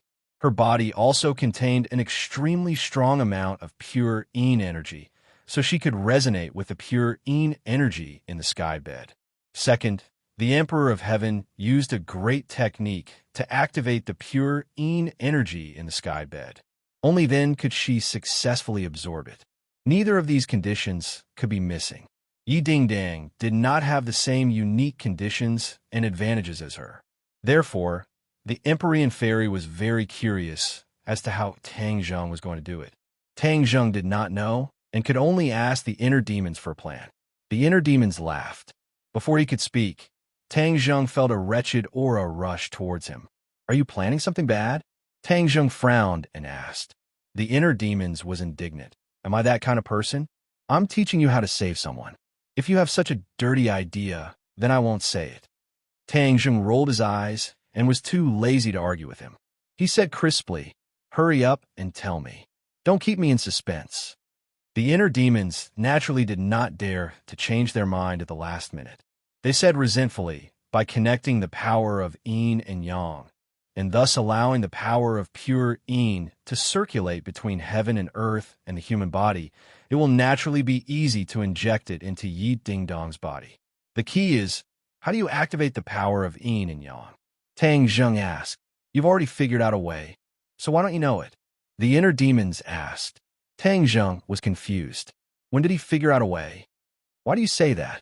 To connect yin and yang, you naturally need pure yin energy and pure yang energy to circulate and communicate. Only then can you succeed. Do you still not understand?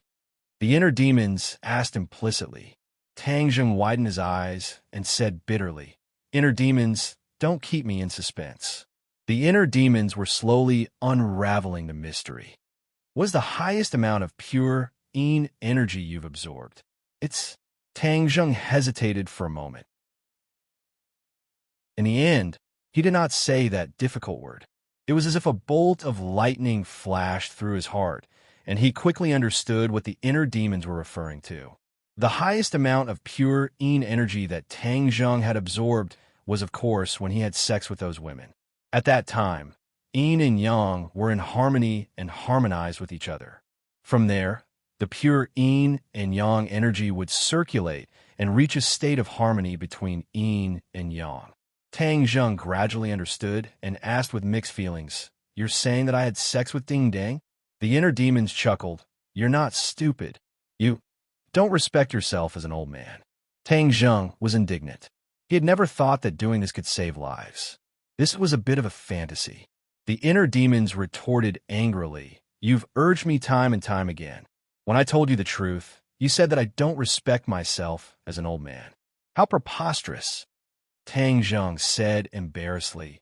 Who would have thought that you would be referring to this method? But this is the only way. If you don't believe me, you can ask the Empyrean Fairy. Tang Zheng naturally could not ask the Empyrean Fairy. After all, it was too difficult to ask. But from the fact that the Empyrean Fairy did not know the specific method, the Empyrean Fairy also did not know anything. Only the inner demons could have the final say. Seeing that Tang Zheng was silent, the inner demons said helplessly, Believe it or not, it's up to you. Tang Zheng's mind was full of thoughts. Everyone looked at him with burning eyes. He was like a puppet, thinking without moving. At this time, he was especially charming and refreshing. Well, I'll believe you for now. If I find out that you're lying and can't save Ding Dang at all, I'll definitely not let you go. Tang Zheng threatened without holding back. The inner demons was speechless. After a moment of silence, he indignantly retorted, You're biting Lu Dongbin like a dog biting Lu Dongbin. You don't know how to appreciate good intentions. Just as his voice fell, he realized that his words seemed to be pointing at the mulberry tree and cursing the locust tree. It could be seen that Tang Zheng was completely focused on Yi Ding Dang and did not bicker with him. He inwardly rejoiced and felt a lingering fear. Seeing that everyone was looking at him expectantly, Tang Zheng coughed and said in a deep voice, As far as I know, there's indeed a way to connect the yin and yang forces and inject the pure yin energy from the gate of heaven into Ding Dong's body. However, this method is not suitable for outsiders to know. So, everyone does not need to know the specific details. You just need to know that I can save Ding Dang.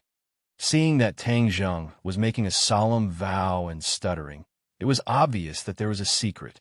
Everyone's hearts were ignited with the flames of gossip. They stared at Tang Zheng intently, hoping that he would reveal the secret. Tang Zheng found it difficult to open his mouth. He did not know how to tell the truth. Moreover, the other party was Yi Ding Dang. If he said it openly, how could she face other people in the future? He took a deep breath and ignored everyone's eager eyes. He said calmly, Everyone, please leave. The rescue needs a quiet environment. No one could disturb us. I'll stay and help you. I'm very familiar with the gate of heaven.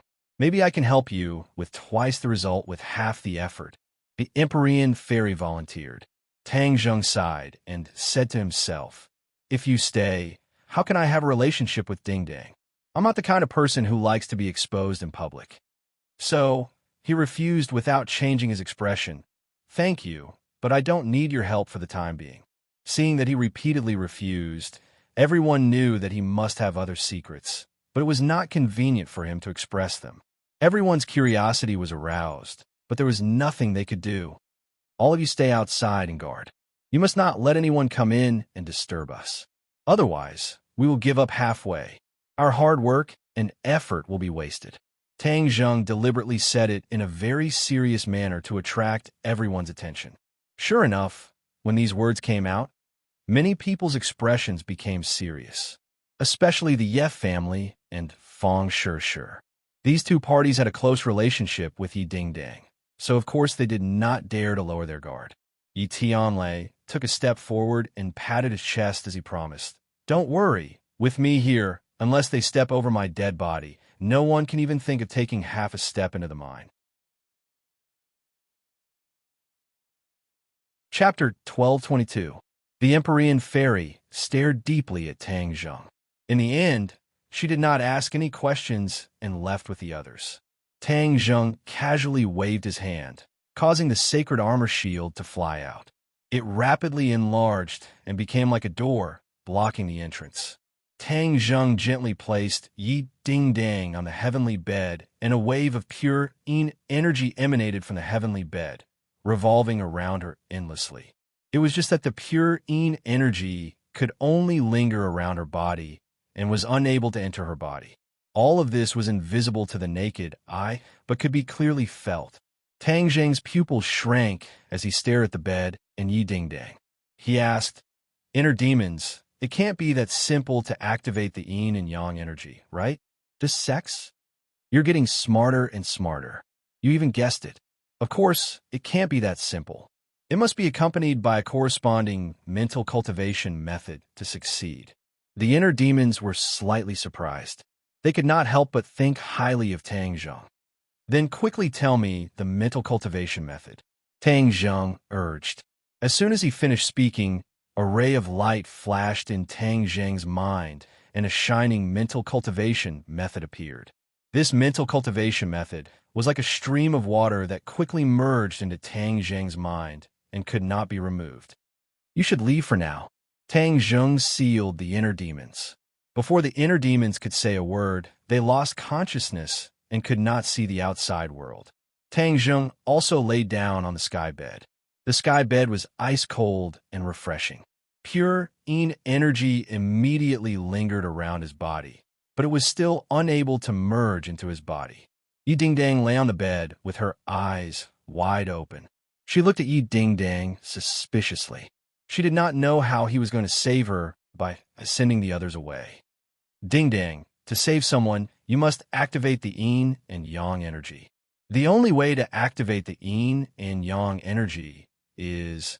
Tang Zheng hesitated, not knowing how to start. Yi Dingdang blinked her eyes, clearly using her eyes to encourage him. Tang Zheng took a deep breath, deeply encouraged, and said truthfully, "I have to have a relationship with you in order to be able to trigger the yin and yang energy and then help you absorb the pure yin energy. In addition, I can also absorb the pure yin energy during this process and thus help me to balance the pure yang energy in my body." Yi Dingdang's eyes were filled with joy. It was said that not only could she save herself, but she could also save Tang Zheng. It was the best of both worlds. Although she didn't say a word, Tang Zheng understood what she meant and let out a long sigh of relief. Dingdang relaxed completely. "The others can't see. It'll be fine in a while. After that, you'll be back to normal." Tang Zheng comforted her. Yi Dingdang mustered all her strength and answered softly. As if he was greatly encouraged, Tang Zheng's fingers fell on her chest and gently undid the buttons. After a while, Yi Dingdang was completely naked in front of him. It was as if a stone had been thrown into a lake, causing ripples to appear on the surface of the lake. Tang Zheng's breathing couldn't help but quicken. He pressed down on her, his broad chest pressing down on her body. They could clearly feel each other's heartbeat quicken, especially Yi Dingdang. Her heartbeat was originally very weak, but at this moment, it was like she had been injected with a cardiac stimulant. The two of them looked at each other and a deep love was communicated through their eyes. The heart sutras were silently activated in their hearts. When the two of them became one, the pure yin energy circling around their bodies began to ripple. Like a whale sucking in water, the pure yin energy entered Tang Zheng's body from the point of connection. Tang Zheng's eyes lit up. As he moved, he silently felt the pure yin energy. This pure yin energy was much more powerful and pure than the pure yin energy he had absorbed before. It was naturally very beneficial to him. The pure yang energy that had been restless in his body seemed to have smelled something, and all of them moved out, entangling with the pure yin energy. The two energies harmonized with each other, and the restless pure yang energy was immediately appeased. There was too much pure yin energy, so much so that Tang Zheng couldn't completely digest it. The excess pure yin energy once again flowed back out of Tang Zheng's body and then quickly gathered in Yi Dingdong's body. Her body was originally like a dry field. The pure yin energy was like rain. With the pure yin energy's nourishment, it was like a field that had been nourished by rain. It immediately burst forth with life. Tang Zheng could clearly feel that her life force was slowly recovering. He was delighted and hurriedly activated his heart's sutras. The pure yin energy quickly flowed from his body to Yi Dingdong's body. Yi Dingdang opened her eyes wide in comfort. Her eyes regained their vitality as she looked at Tang Zheng with mixed feelings. As Tang Zheng's movements increased, she couldn't help but let out a soul-stirring sound. This space was immediately filled with an ambiguous atmosphere, causing people to be extremely shy. Yi Dingdang was immersed in it. She didn't care about being shy and completely enjoyed this wonderful process. There was no need to mention how delightful it was. The pure yin energy in the sky bed endlessly flowed into the two's bodies. Their erect bodies revealed the beauty of yang, while their slightly arched waists revealed the beauty of yin. The combination of hardness and softness indicated the harmony of yin and yang. This was the power of yin and yang, the great Tao of relations between heaven and earth. Outside the sacred armor shield, a group of people anxiously looked around but couldn't see anything. They anxiously paced back and forth. Feng Xingyang looked at Yi Tianlei, who was pacing back and forth. She impatiently waved her hand and scolded, "Tianlei, don't randomly walk around. You're making me dizzy." Yi Tianlei subconsciously stopped his footsteps. He sighed and said, "Aren't I anxious? Aren't I anxious?" Yi Tianlei was speechless. Feng Shishir advised, "Tang Zheng is very confident. Ding Dang is blessed by the heavens and will definitely get better." The two of them looked at her deeply and said, "Definitely." Empyrean Fairy wished that she could see through the sacred armor shield and see how Tang Zheng was able to use the power of yin and yang to allow Yi Dingdang to freely absorb the pure yin energy. Even she couldn't think of a way. It was hard for her to imagine that such a method really existed in this world. However, she knew her priorities, so she wouldn't rashly rush in and ruin Tang Zheng's plan. Yin Luyun and Yin Qingyi also stared at the sacred armor shield. Yin Luyun couldn't suppress his curiosity and whispered, "Aunt, do you know how young Master Tang did it?" Yin Qingyi regretfully shook her head. "How could I know? Didn't you predict this?" Yin Luyun asked. Yin Qingyi rolled her eyes at him and didn't answer this question. Prophecy wasn't omnipotent. How could she know everything? Moreover, she wasn't worried about this problem. She was worried about something else. Before she came here, she vaguely felt a mysterious calling. However, ever since she stepped into the gate of heaven, this feeling disappeared without a trace. No matter how she tried to sense it, she couldn't find any clues. This was undoubtedly a huge setback. She had come all the way here to unravel the mystery. Why was it that when she arrived at her destination, there was nothing? Chapter 1223. His gaze was as sharp as a knife as he looked into the distance, as if he wanted to pierce through the darkness. The Empyrean Fairy's brows furrowed. She had already heard the movement. Although the other party's voice was very soft, it still did not escape her ears. When the others saw this movement, they all jumped in fright and quickly turned their heads to look into the darkness. However, their strength was far from the Empyrean fairies, so they did not discover anything strange. "What's wrong?" Feng Shishir asked. The Empyrean fairy said in a deep voice, "Someone's coming. Could it be that stone giant again?" Yin Luyun said in shock. "No." The Empyrean fairy immediately denied and shook her head. "The other party has already entered the gate of heaven. The stone giant is too big, so there's no way for it to enter the gate of heaven."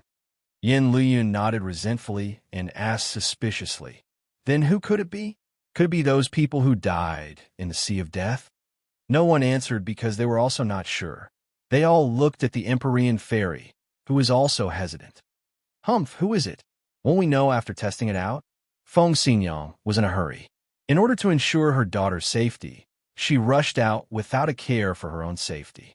She was determined to investigate the situation. She was like a whirlwind as she rushed into the darkness. A light suddenly appeared, and with a cry of alarm, a person flew out from the darkness. This scene attracted everyone's attention, especially the person who flew out. Feng Xinyang, Yi Tianlei, cried out in alarm. He jumped up like a cannonball and caught Feng Xinyang. In just one exchange, Feng Xinyang was actually defeated. She flew back with a pale face. It was obvious that she had suffered a loss in the dark. The others stared in front of them in shock. It was so dangerous in the dark. Feng Xinyang was not a match for it. One had to know that Feng Xinyang was someone who had barely touched the edge of the Grandmaster realm.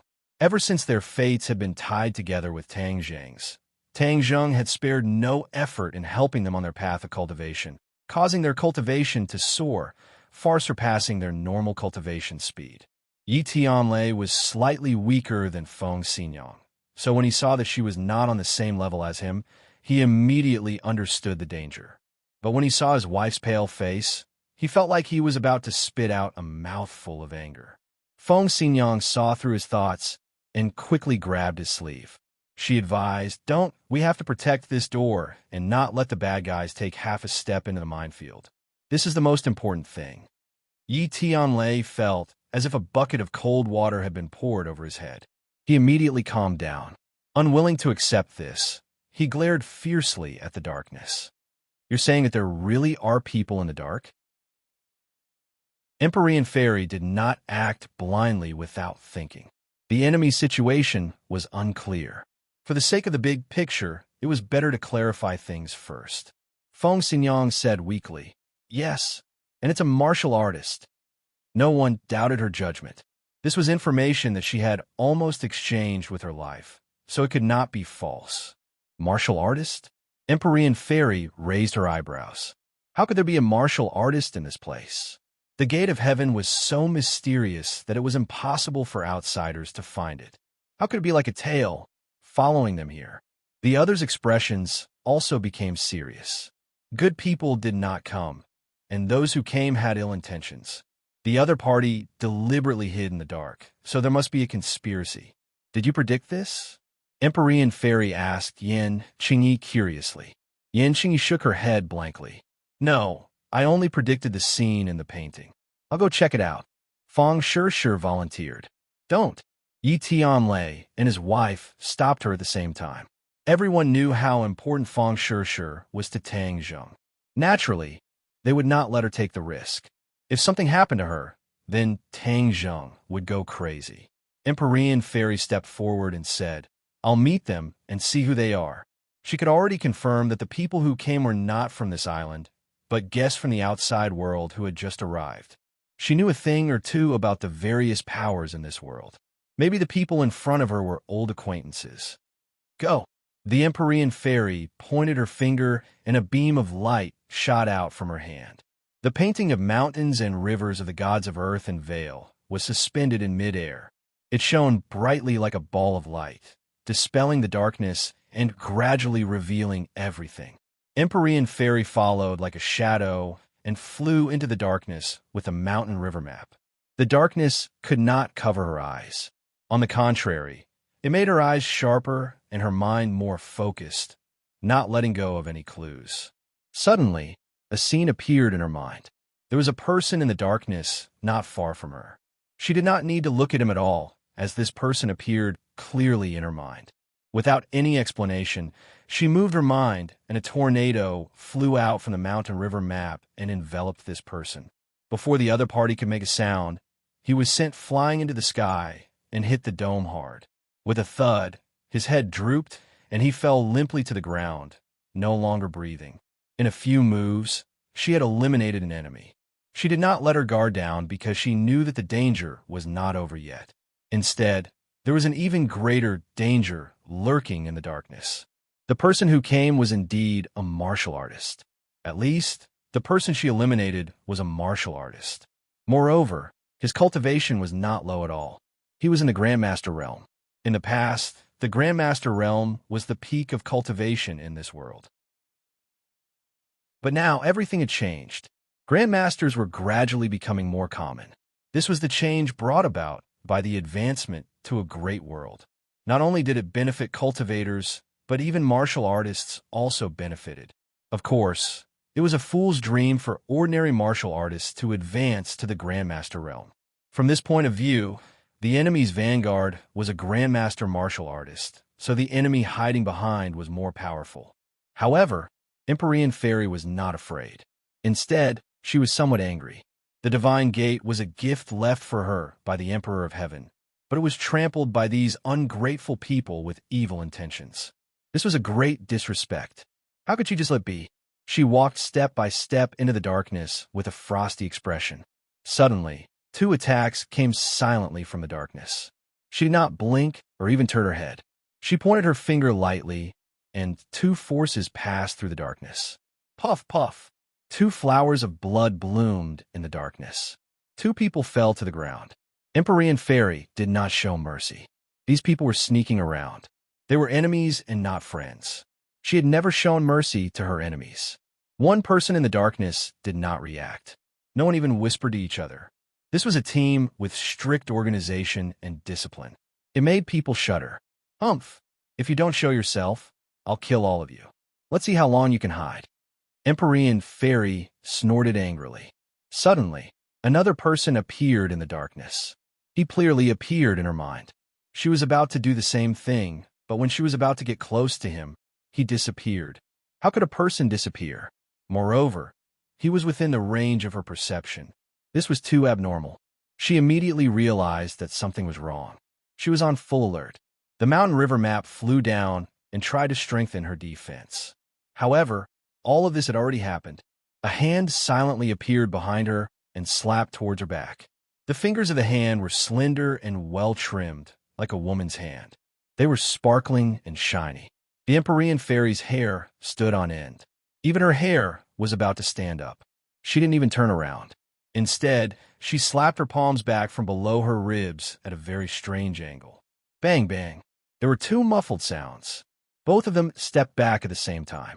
A strong force came from her palms and passed to every cell and every meridian. She clearly felt the shock of the power. Her pupils shrank slightly. She twisted her neck, trying to find the enemy in the darkness. However, the enemy seemed to be one with the darkness. Even her perception was ineffective. She frowned in dissatisfaction and muttered to herself, "Are you playing hide-and-seek with me? This is the heavenly gate, my territory. You've chosen the wrong place." She could no longer hide the anger in her words. Her long hair and clothes fluttered in the absence of wind. She slowly rose into the air. The mountain river map cast a ray of light and enveloped her. In the darkness, she was a ray of light. The darkness around her was quickly dispelled. More and more places were exposed to her vision. Mountain river map, shine on the earth. She gently opened her mouth, and a clear voice like a sweet spring burst out. It resounded through Divine Gate and spread to every corner. Feng Shishir and the others watched this scene without blinking. The various methods displayed by the mysterious Maiden of the Nine Heavens could be said to be miraculous, causing people to yearn for her and admire her. Whoosh! A ray of light bloomed from the mountain river map. In an instant, the mountain river map was like a scorching sun, shining on the earth and illuminating every corner. There was nowhere to hide. The 9 heavens maiden looked down at everything from above. Not a single clue could escape her fiery golden eyes. Her expression changed as she looked at the enemy who had exposed themselves in surprise. The others also widened their eyes and looked at the group of uninvited guests in surprise. There were 20 to 30 enemies. Each of them was vigorous and imposing. One could feel the powerful aura coming from them just by looking at them. These people were wearing masks. Their faces could not be seen clearly. They were silent, but they gave off a strange oppressive feeling. It was hard to breathe. Who are these people? Fang Shishir asked in surprise. She had never seen these people before, especially so many martial arts experts. They were like bamboo shoots after a rain, suddenly emerging from the soil. The others shook their heads, especially Yin Luyun and Yin Qingyi. They were descendants of aristocratic families and knew a lot of inside information. They understood what these martial arts experts meant. In the past, if a family had one or two of these experts, they would be able to stand tall. But now there were dozens of them. Could it be that martial arts experts could be mass-produced? No one knew the answer. Seeing the details in the darkness, they were full of questions. Empyrean Fairy could see more clearly. These dozens of people were at least martial arts masters. This made her daydream, and even more puzzled. In today's world, it was very difficult to cultivate so many martial arts masters. Although she was not a martial artist, she knew a thing or two. Chapter 1224.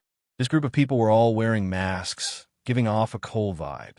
It was hard to see through them. Who are you? The Empyrean Fairy scolded. No one answered her. Pairs of eyes stared at her coldly through the masks. They glanced at the others. You don't want to answer? You can't hide. Let's see what you can do. The Empyrean Fairy snorted and activated her spell. The painting of mountains and rivers of the gods of earth and Vale shone brightly like the sun, forcing people to close their eyes subconsciously. Kill, she ordered in her heart. Swoosh, swoosh, swoosh. Ice blades flew out from the stately painting. They flew above the heads of these people in an instant, as if they were going to pierce into their bodies in the next second. Bang, bang, bang. There was a series of explosions. The ice blades exploded and turned into ice shards. They had no attack power at all. The Empyrean Fairy's pupils constricted. She turned pale with fright. She was a spellcaster and could feel it the most. A formless energy flew out from these people at the same time, intercepting her ice blades. When did martial artists reach such a level of synchronized counterattack? The martial artists' eyes shone as if they were mocking the Empyrean Fairy.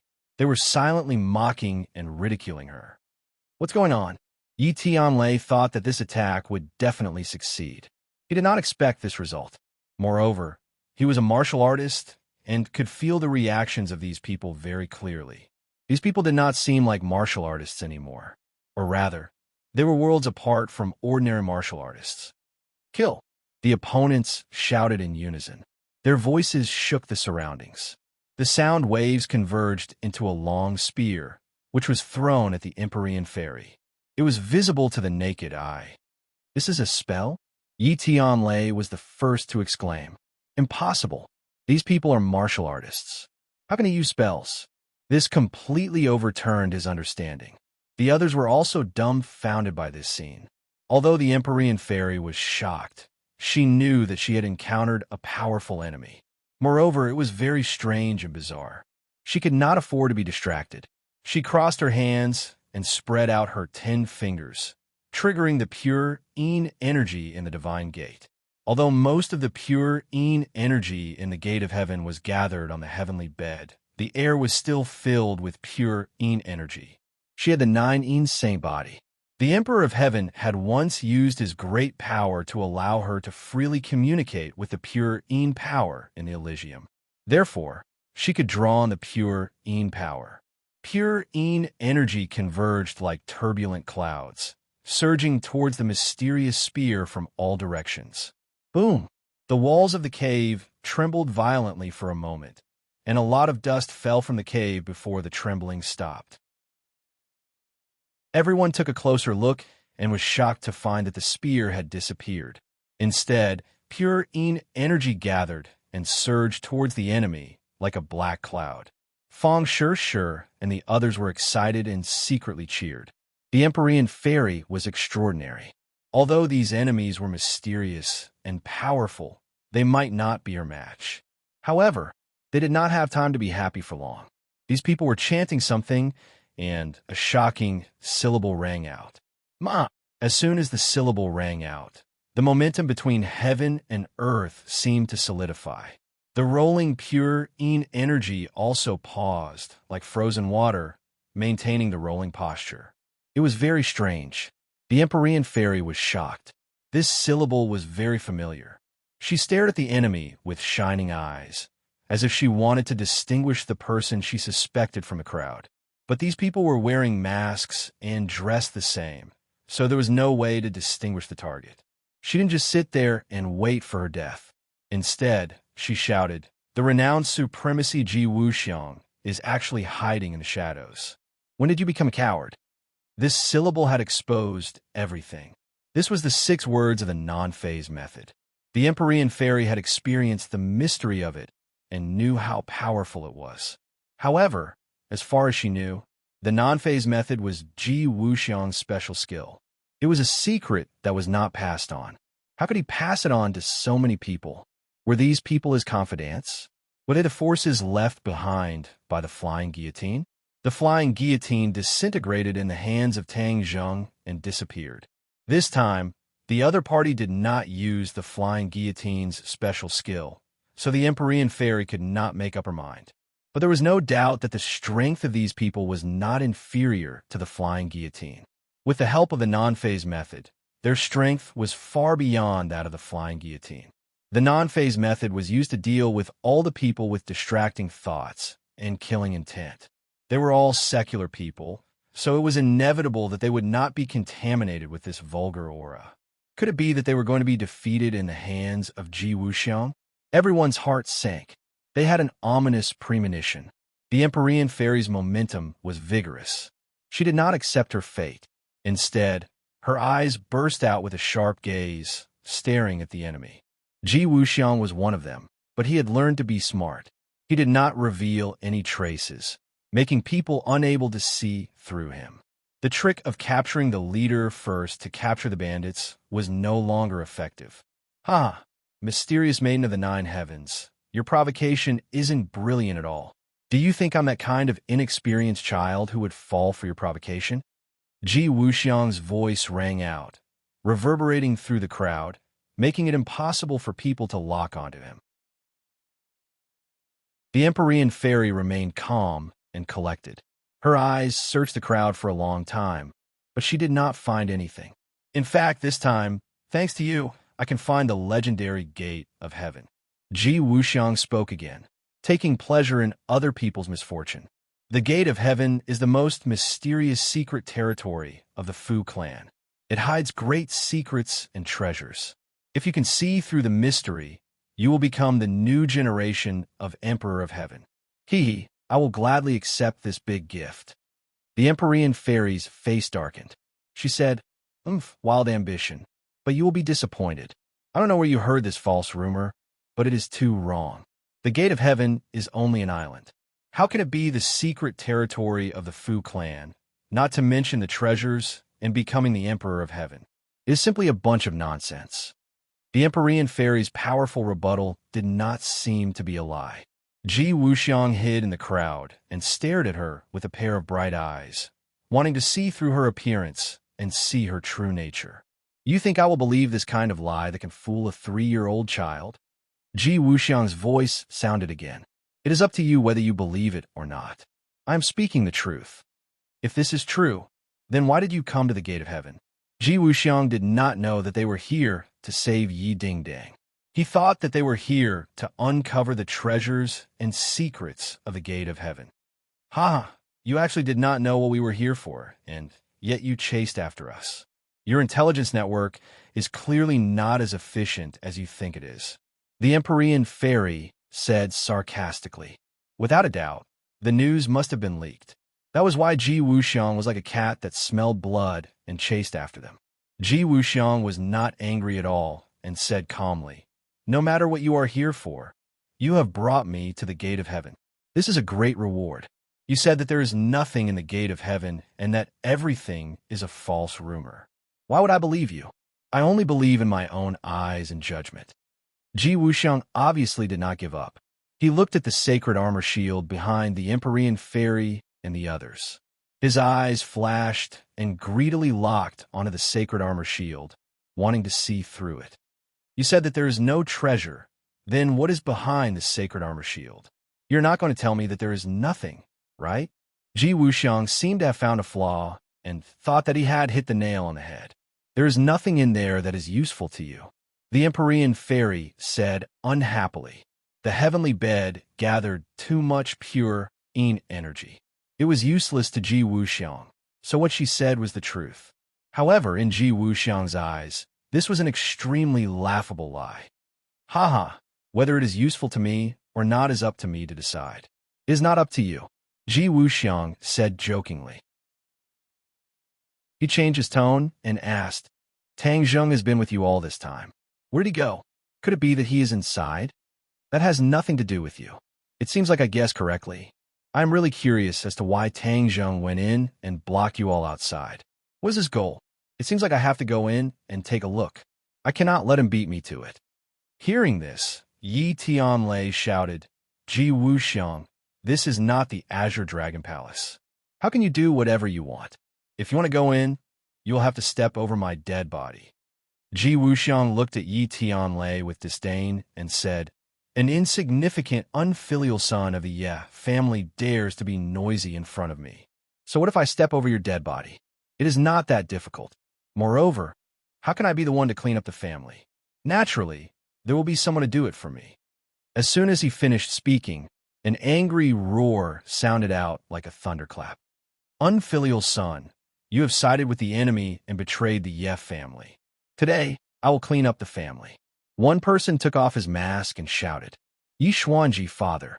One by one, their eyes widened as they looked at this person in disbelief. He was actually the head of the Ye family, Yi Xuanji. When did he join Ji Wuxiang? This discovery was explosive enough to shock everyone. After all, he was the head of the family, yet he had actually given himself to Ji Wuxiang. Suddenly, everyone remembered what Tang Zheng had said. The Ye family was no longer the same as before. They no longer had the glory of the past, and were instead controlled by Yi Meiyu. Even Yi Ku had betrayed Yi Xuanji and submitted to Yi Meiyu. There was nothing more to it than the betrayal of the family. Yi Xuanji was disheartened, and it was not impossible for him to submit to Ji Wuxiang. However, looking at Yi Xuanji's crazy and stubborn eyes, everyone realized that he had changed from before. The last bit of calmness and peace had disappeared, leaving behind only a vicious aura. Perhaps as long as it was a member of the Ye family, he would want to get rid of them as soon as possible. At this moment, Yi Xuanji's thoughts were indeed like this. He had fallen into the abyss of paranoia and was unable to extricate himself. He only remembered that Yi Tianlei had different opinions with him and left the Ye family, but he did not remember Yi Tianlei's contributions and what he had done to Yi Tianlei's family. Chapter 1225. Hearing Feng Xinyang's accusation, Yi Xuanji was so angry that his entire body trembled. He glared at her and shouted, "Feng Xinyang, I shouldn't have agreed to let you marry into the Ye family. That's why this unfilial son listened to your instigation and betrayed the Ye family. You evil woman."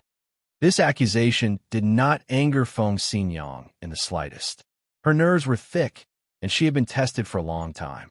She had long been accustomed to these kinds of rumors, so she said disapprovingly, "Tianlei is sensible. He knows who is better for him.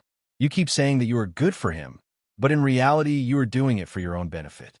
You are simply the scum of your father." Since they had already shed all pretense of cordiality, she might as well be more thorough. Feng Xinyang's fiery personality exploded and did not leave him any face. Yi Xuanji's entire body trembled. His face turned red and green. When the others saw this scene, they could not help but admire. Perhaps Only Feng Xinyang dared to go against Yi Xuanji so loudly. Yi Tianlei remained silent. His expression kept changing. On one side was his wife, and on the other side was his father. He was sandwiched in the middle. One could imagine how he felt. His gaze swept across his wife and father's face. Finally, his expression became firm as he stared at Yi Xuanji. His gaze seemed to be able to penetrate everything. It was so sharp that no one could look at him directly. Seeing this, Yi Xuanji's heart thumped. He had an ominous feeling. He had never seen Yi Tianlei look at him with such a gaze. It was sharp. You gave birth to me, but you have gone against me time and time again. I have nothing to say about this. But you insulted my wife. As her husband, I cannot tolerate it. What I, Yi Tianlei, owe you, I will return it all to you and the Ye family. From today onwards, I, Yi Tianlei, will no longer have anything to do with the Ye family. Yi Tianlei's tone was firm, making others feel respect. Yi Xuanji was furious. He wanted to shout again, but he saw Feng Xinyang's expression change. She reached out her hand to stop something, but it was too late. In a situation where no one expected, Yi Tianlei's hand flashed and a sharp blade appeared. He directly stabbed it into his own chest. Pooh! The blade stabbed into his chest without any resistance. Blood flowed out from his chest. No! At this moment, Feng Xinyang cried out. But it was too late. Actually, when she heard her husband's firm words, she knew that he wanted to do something. But she was too late to stop him. Yi Tianlei was like a statue. He did not fall down, but his face had already turned pale from the pain. He looked at Yi Xuanji coldly, as if he was looking at a stranger. From this moment on, the guilt in his heart flowed out of his body along with the blood. He had a clear conscience. The Ye family gave it to me. Today, I will return it to the Ye family. Yi Tianlei took a deep breath and said with difficulty. Yi Xuanji was dumbfounded. He did not expect his son to have such an extreme action. He was so courageous. He looked at him blankly, not knowing what to do. Tianlei, why are you so stupid? Feng Xinyang held her husband. Her tears fell as she bitterly asked. Yi Tianlei's lips curled into a relieved smile. He weakly said, You've been with me for so many years. It's been hard on you. In order to not let you and Ding Dang be shrouded in the Ye family's shadow, I can only do this. I have a clear conscience. Stupid. You're really stupid. Feng Xinyang was already unable to say more, because she understood her husband. Her heart ached for him. Tianlei, hold on. I will save you. She was very clear that the sharp blade had already pierced his chest. The situation was very critical. If she did not save him in time, she might lose her husband. But she was not good at medicine. She could only ask the Empyrean fairy for help. Please, save him. The Empyrean fairy pointed at his chest and protected his heart. She protected his last bit of life. The blood immediately stopped. She took out a pill and said, Feed him. Feng Xinyang quickly took the pill. Ji Wuxiang's voice sounded at this time. Yi Xuanji, do you still want to watch the show? Yi Xuanji could not hold it in anymore and roared. I will clean up you unfilial descendants. He charged over. Feng Xinyang's hands were not empty. She could not stop him. Moreover, her cultivation was not small compared to Yi Xuanji's. Whoosh! A graceful figure appeared and stood in front of Feng Xinyang to protect her. Feng Shishir. She finally made her move. She was not used to seeing all this. Although she did not hate evil like Yi Dingdang and had a fiery personality, she was still very righteous. She could not hold back her anger and charged towards Yi Xuanji. Yi Xuanji did not put Feng Shishir in his eyes at all. He snorted in disdain. Little girl, you don't know what's good for you. Then I'll fulfill your wish. He already had the intention to kill. With a flash of his sword, Yi Xuanji's sword had already arrived in front of Feng Shishir. His sword technique had absorbed a lot of the wind-chasing sword technique's essence. Although he could not fully grasp its essence, it was still very powerful. Feng Shishir had just broken through to the Golden Core realm not long ago. She was equivalent to a master-level martial artist. Yi Xuanji had trained hard for his entire life and was only a master-level martial artist. However, he did not know how powerful Feng Shishir was. He thought that he would definitely win. Feng Shishir would become a ghost under his sword. Feng Shishir stared at the cold light coming towards her. She moved lightly and silently dodged the attack. Yi Xuanji was shocked. He was surprised by Feng Shishir's reaction. However, he did not pay much attention to it. Subconsciously, he thought that it was just a coincidence. Feng Shishir was just too lucky. But in the next second, he wanted to slap himself. Feng Shishir came to his back without leaving a trace. With a flash of light in her hand, she had already reached Yi Xuanji's back. Yi Xuanji's hair stood on end. He was shocked. Relying on his many years of battle experience, he quickly turned sideways and stabbed Feng Shishir with his sword. Feng Shishir did not have enough battle experience. She greatly underestimated Yi Xuanji's reaction. When she saw the sharp sword coming straight for her, she was already too late to react. The sharp sword pierced her body ruthlessly, but it only made a small cut on her clothes before it stopped. Yi Xuanji looked at this scene as if he had seen a ghost.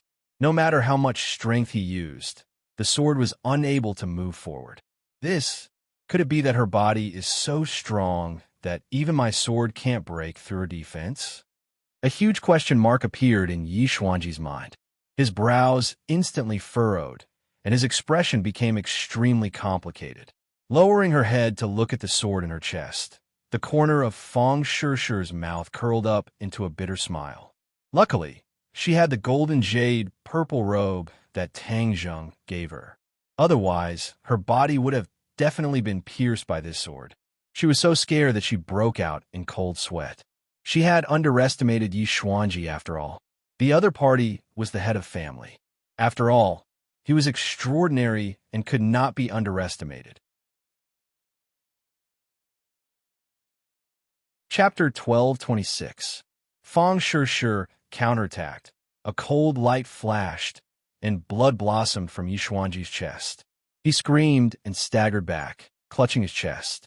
He looked at Feng Shishir in disbelief and stammered. "You?" He spat out a mouthful of blood and couldn't even complete a sentence. This attack caused him great damage. Feng Shishir originally didn't plan to be so heavy-handed, but after being attacked, she subconsciously counterattacked and naturally used all of her strength. Other than being injured, Yi Xuanji was even more agitated. He actually lost to Feng Shishir, this girl.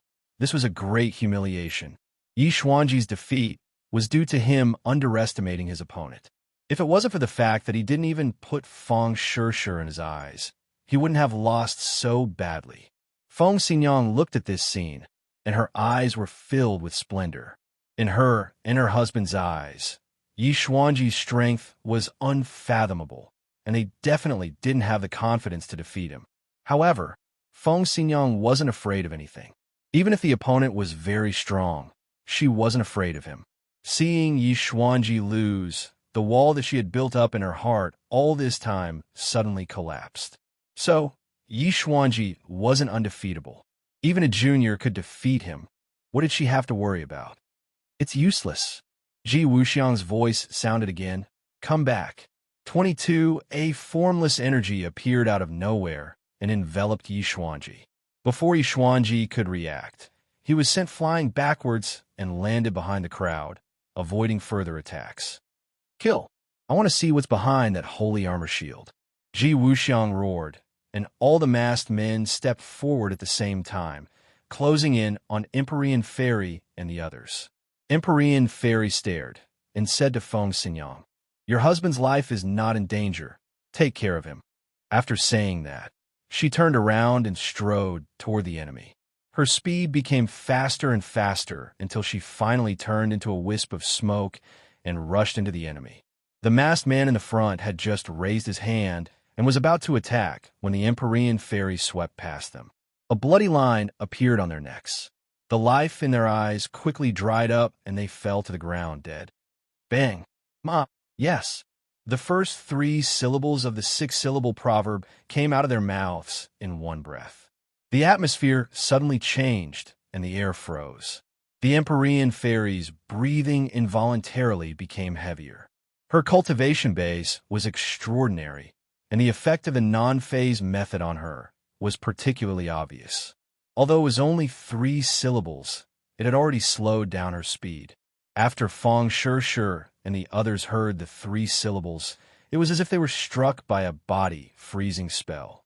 Their bodies stiffened, and it became very difficult for them to even lift their hands and feet. This was the non-phase method, the power of the 6-word maxim. Anyone with murderous intent would find it difficult to escape the attack of the non-phase method. At that time, Ling Er and Li Xiaodian coincidentally had a pure state of mind and were not affected by the non-phase method, so they could help Tang Zhong. The Empyrean fairy understood that it had reached the most dangerous time. If she continued to let the other party say all 6 syllables, then her action would be completely limited. She must not let them fully display the non-phase method. She took a deep breath and urged the mountain river map. The mountain river map shone brightly, and the wind, rain, thunder, and lightning attacked the enemy at the same time. The wind was blowing. The rainstorm was coming. The sound of thunder. Lightning fell. The most powerful attack of the mountain river map was displayed together. It was earth-shattering, and everyone was moved. The Empyrean fairy's control of the mountain river map and its magical powers were becoming more and more handy. This was the benefit of her gradual improvement after her resurrection. If it was before, she could not display the wind, rain, thunder, and lightning attacks together. All of them were single attacks. This time, it was completely different.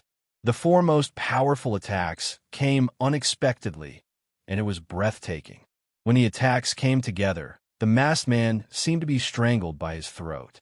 He abruptly swallowed the 4th syllable back and looked at the attacks falling from the air in horror. Whoosh!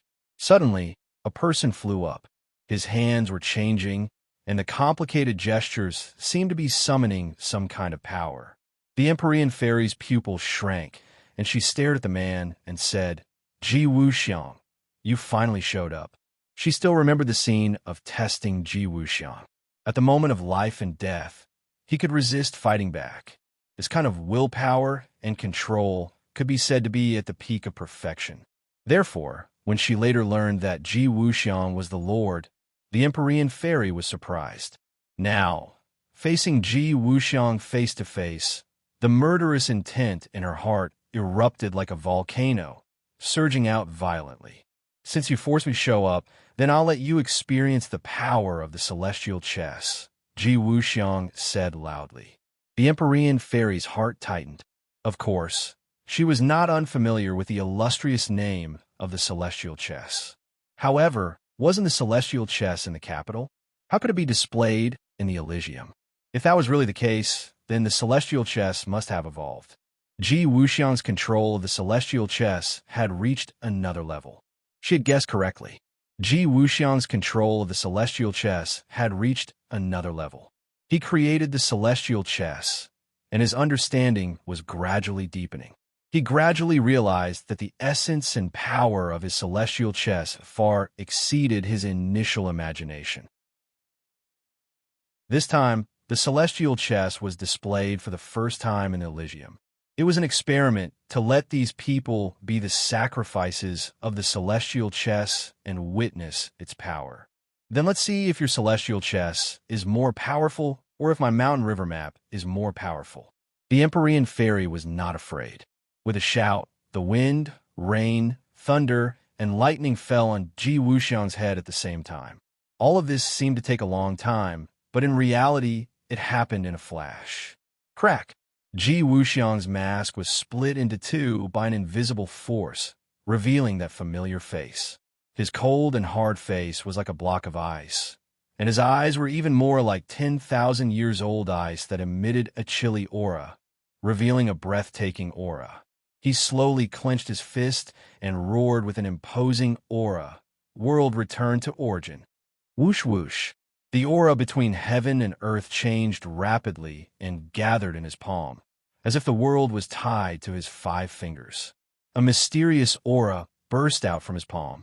The wind, rain, thunder, and lightning stopped abruptly in front of his fist, forming a strange giant ball of light. A mysterious force seemed to be imprisoning them, making them unable to break free. Ji Wuxiang's eyes lit up, and he was in high spirits. He said in a deep voice, "World returned to origin. Between the palm of my hand, thousands of changes, but does not deviate from its origin." He paused for a moment and then blurted out a word. "Break!" Boom! A deafening sound completely covered the word break. A ray of white light exploded. It was the wind, rain, thunder, and lightning that had exploded. The powerful shockwave caused the walls to rustle and fall down, and sand and stones flew everywhere. It was a terrifying scene. The attack of the wind, rain, thunder, and lightning disappeared.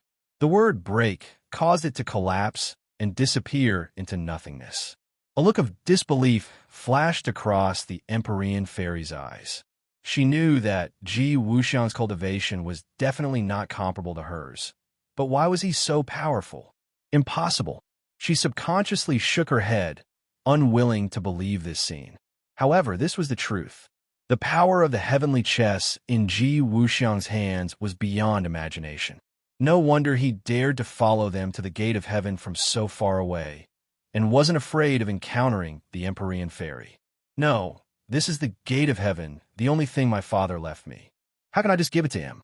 The Empyrean fairy gritted her teeth and silently warned herself, her eyes bursting with light. Ji Wuxiang's expression became a little strange.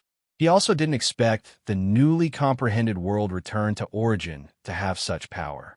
It was far beyond his imagination. He was overjoyed, and he understood the value of the heavenly chess even more.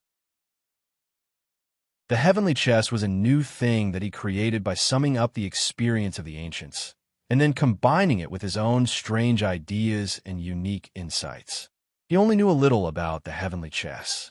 Now that he saw the new power of the heavenly chess, he couldn't help but feel a strong sense of pride. This was his great achievement. From ancient times until now, it was hard to find a martial artist who could be compared to him. His confidence soared, and his other hand clenched into a fist.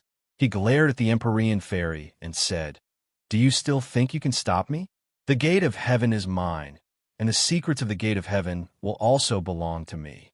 I will become the new emperor of heaven." Ha! His wild laughter resounded through the gate of heaven. "Congratulations, honorable lord. Congratulations, honorable lord. Your divine power is unparalleled, and you will unify the world." The masked men all knelt down in front of Ji Wuxiang and shouted in unison. Ji Wuxiang floated in midair, his demonic charm wild, his clothes fluttering, and his domineering aura unparalleled. When Feng Shi and the others saw this scene, they couldn't hide their shock. The Empyrean fairy was already synonymous with invincible in their hearts, but now this scene happened. Ji Wuxiang actually blocked her attack. Just now, the combined attack of the wind, rain, thunder, and lightning had caused a deep shock in their hearts, allowing them to experience the terror of a true expert's attack. In their eyes, this level of attack was impossible to block, but reality proved that their thinking was too simple. Is this the power of the heavenly chess? How can the heavenly chess be so powerful? Many questions arose in their minds. Ji Wuxiang glanced at them from the corner of his eyes and also noticed their reactions. He said, "You people are just like ants. It's your honor to be able to witness the power of the heavenly chess. You can die in peace." F*CKU nonsense. Feng Xinyang roared in exasperation. Feng Shi took a step forward and said, "Don't think that everyone is afraid of you. Even if we die, what is there to be afraid of?" After saying this, she turned her head to look in the direction of the sacred armored shield and said in her heart, "Tang Zheng, you must heal Ding Dang. You must survive." Everyone's hearts burned with a sense of tragedy. They all stood straight, like swords that would rather break than bend. They were proud and awe-inspiring, causing others to respect them.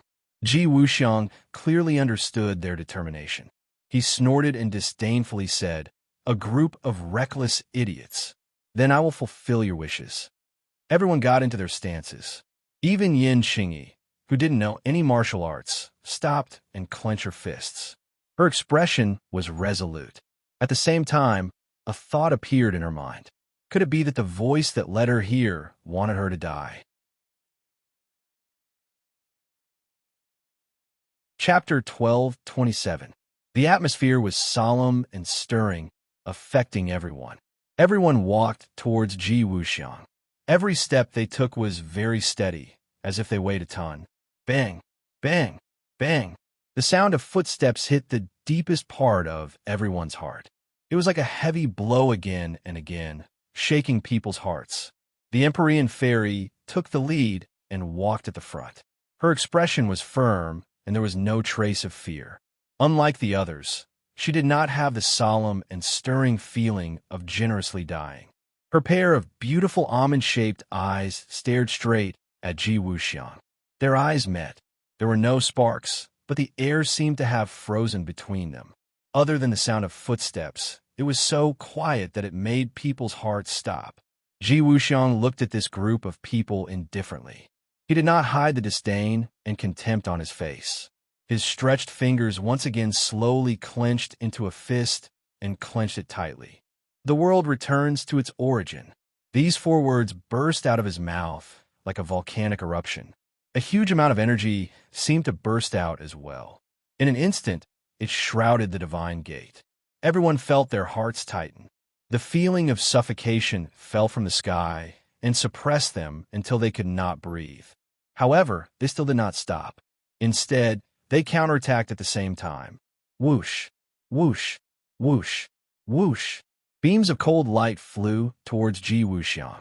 They stopped abruptly. Time stood still. All the weapons stopped in front of Ji Wuxiang, unable to move forward. Everyone's face was as pale as a sheet of white paper. The Empyrean fairy did not attack.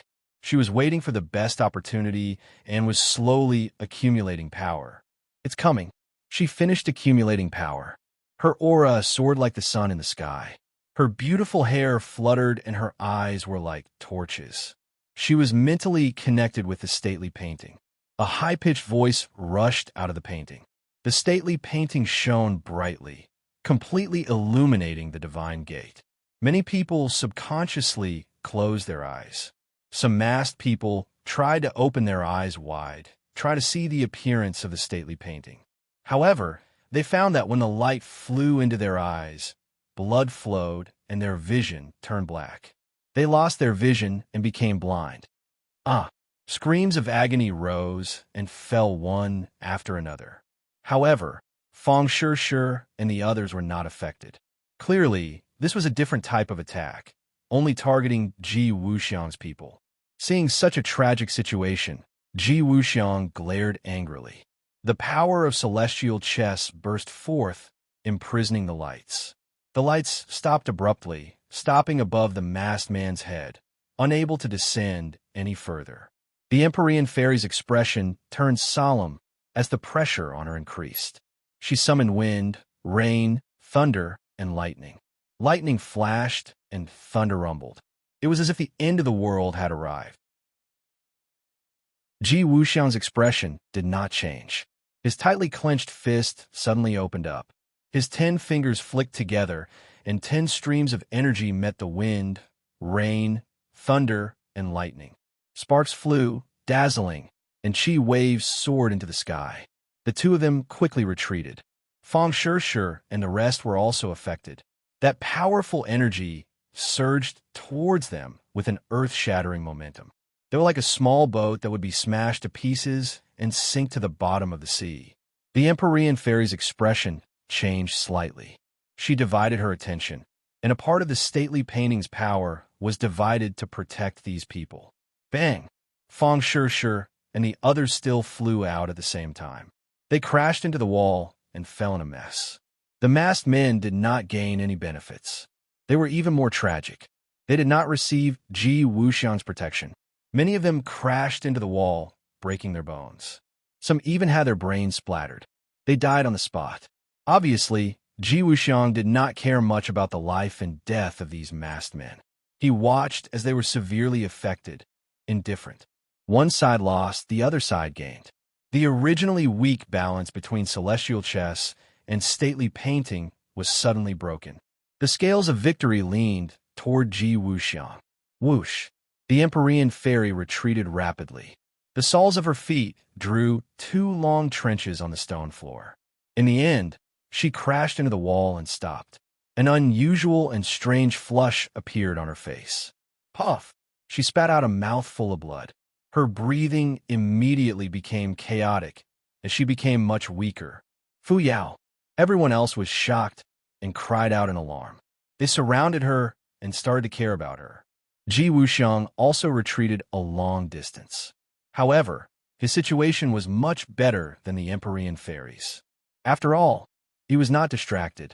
He actually gained the upper hand in this confrontation. The Empyrean fairy also tested the strength of her opponent in the celestial chess. In terms of cultivation, Ji Wuxiang was definitely not as good as the Empyrean fairy. However, the celestial chess he created was too powerful. It was far from being comparable to ordinary formations or spells. Even though the stately painting was a divine tool, it could not suppress it. After combining the two's combat level was not too different. If they used all their strength, it would be a hardy battle. However, at the beginning, the Empyrean fairy lost because she was distracted. Moreover, the situation was not optimistic. The Empyrean fairy knew this very well. She secretly hated it, but she did not regret it. If she could do it again, she would still save people without hesitation. If it were her in the past, whether she could save people or not was still uncertain. This change was subtle. She herself did not have a strong sense of it. Ever since she interacted more and more with Tang Zheng and the people around her, her outlook on life changed a lot. These people seemed to have become a part of her life. Although they were not her family, they were an indispensable part. When they were in danger, she subconsciously wanted to save them. She did not want to leave them in the lurch. Looking at the sincere and concerned faces, a smile appeared on her face. She felt that the decision she made was very wise. Although she had lost, she had saved these people. This was a victory in another sense. Don't worry, I won't die. The Empyrean fairy comforted. With us here, you won't be at the front anymore. You should rest first. Feng Shishir clenched her teeth and said firmly, Yes, we will stop him. You are powerful. Find a chance to protect yourself and avenge us in the future. Feng Xingyang said solemnly. She was ready to sacrifice herself. The Empyrean fairy felt a warm current flowing in her heart. It was as if it could melt her soul. On the other hand, the masked man was either dead or injured. It was a world of difference. There was an inexplicable sadness. Ji Wuxiang did not look at them. Instead, he looked disdainfully at the Empyrean fairy and the others. He said sarcastically, What's the use of you fighting over each other? You're going to die anyway. It's just a matter of time. It doesn't make much of a difference. Feng Shishir and the others raised their heads and looked coldly at Ji Wuxiang. Aha, since you're looking at me like that, it means you're determined to die. I'll fulfill your wish and send you on your way. Ji Wuxiang rushed up like a whirlwind.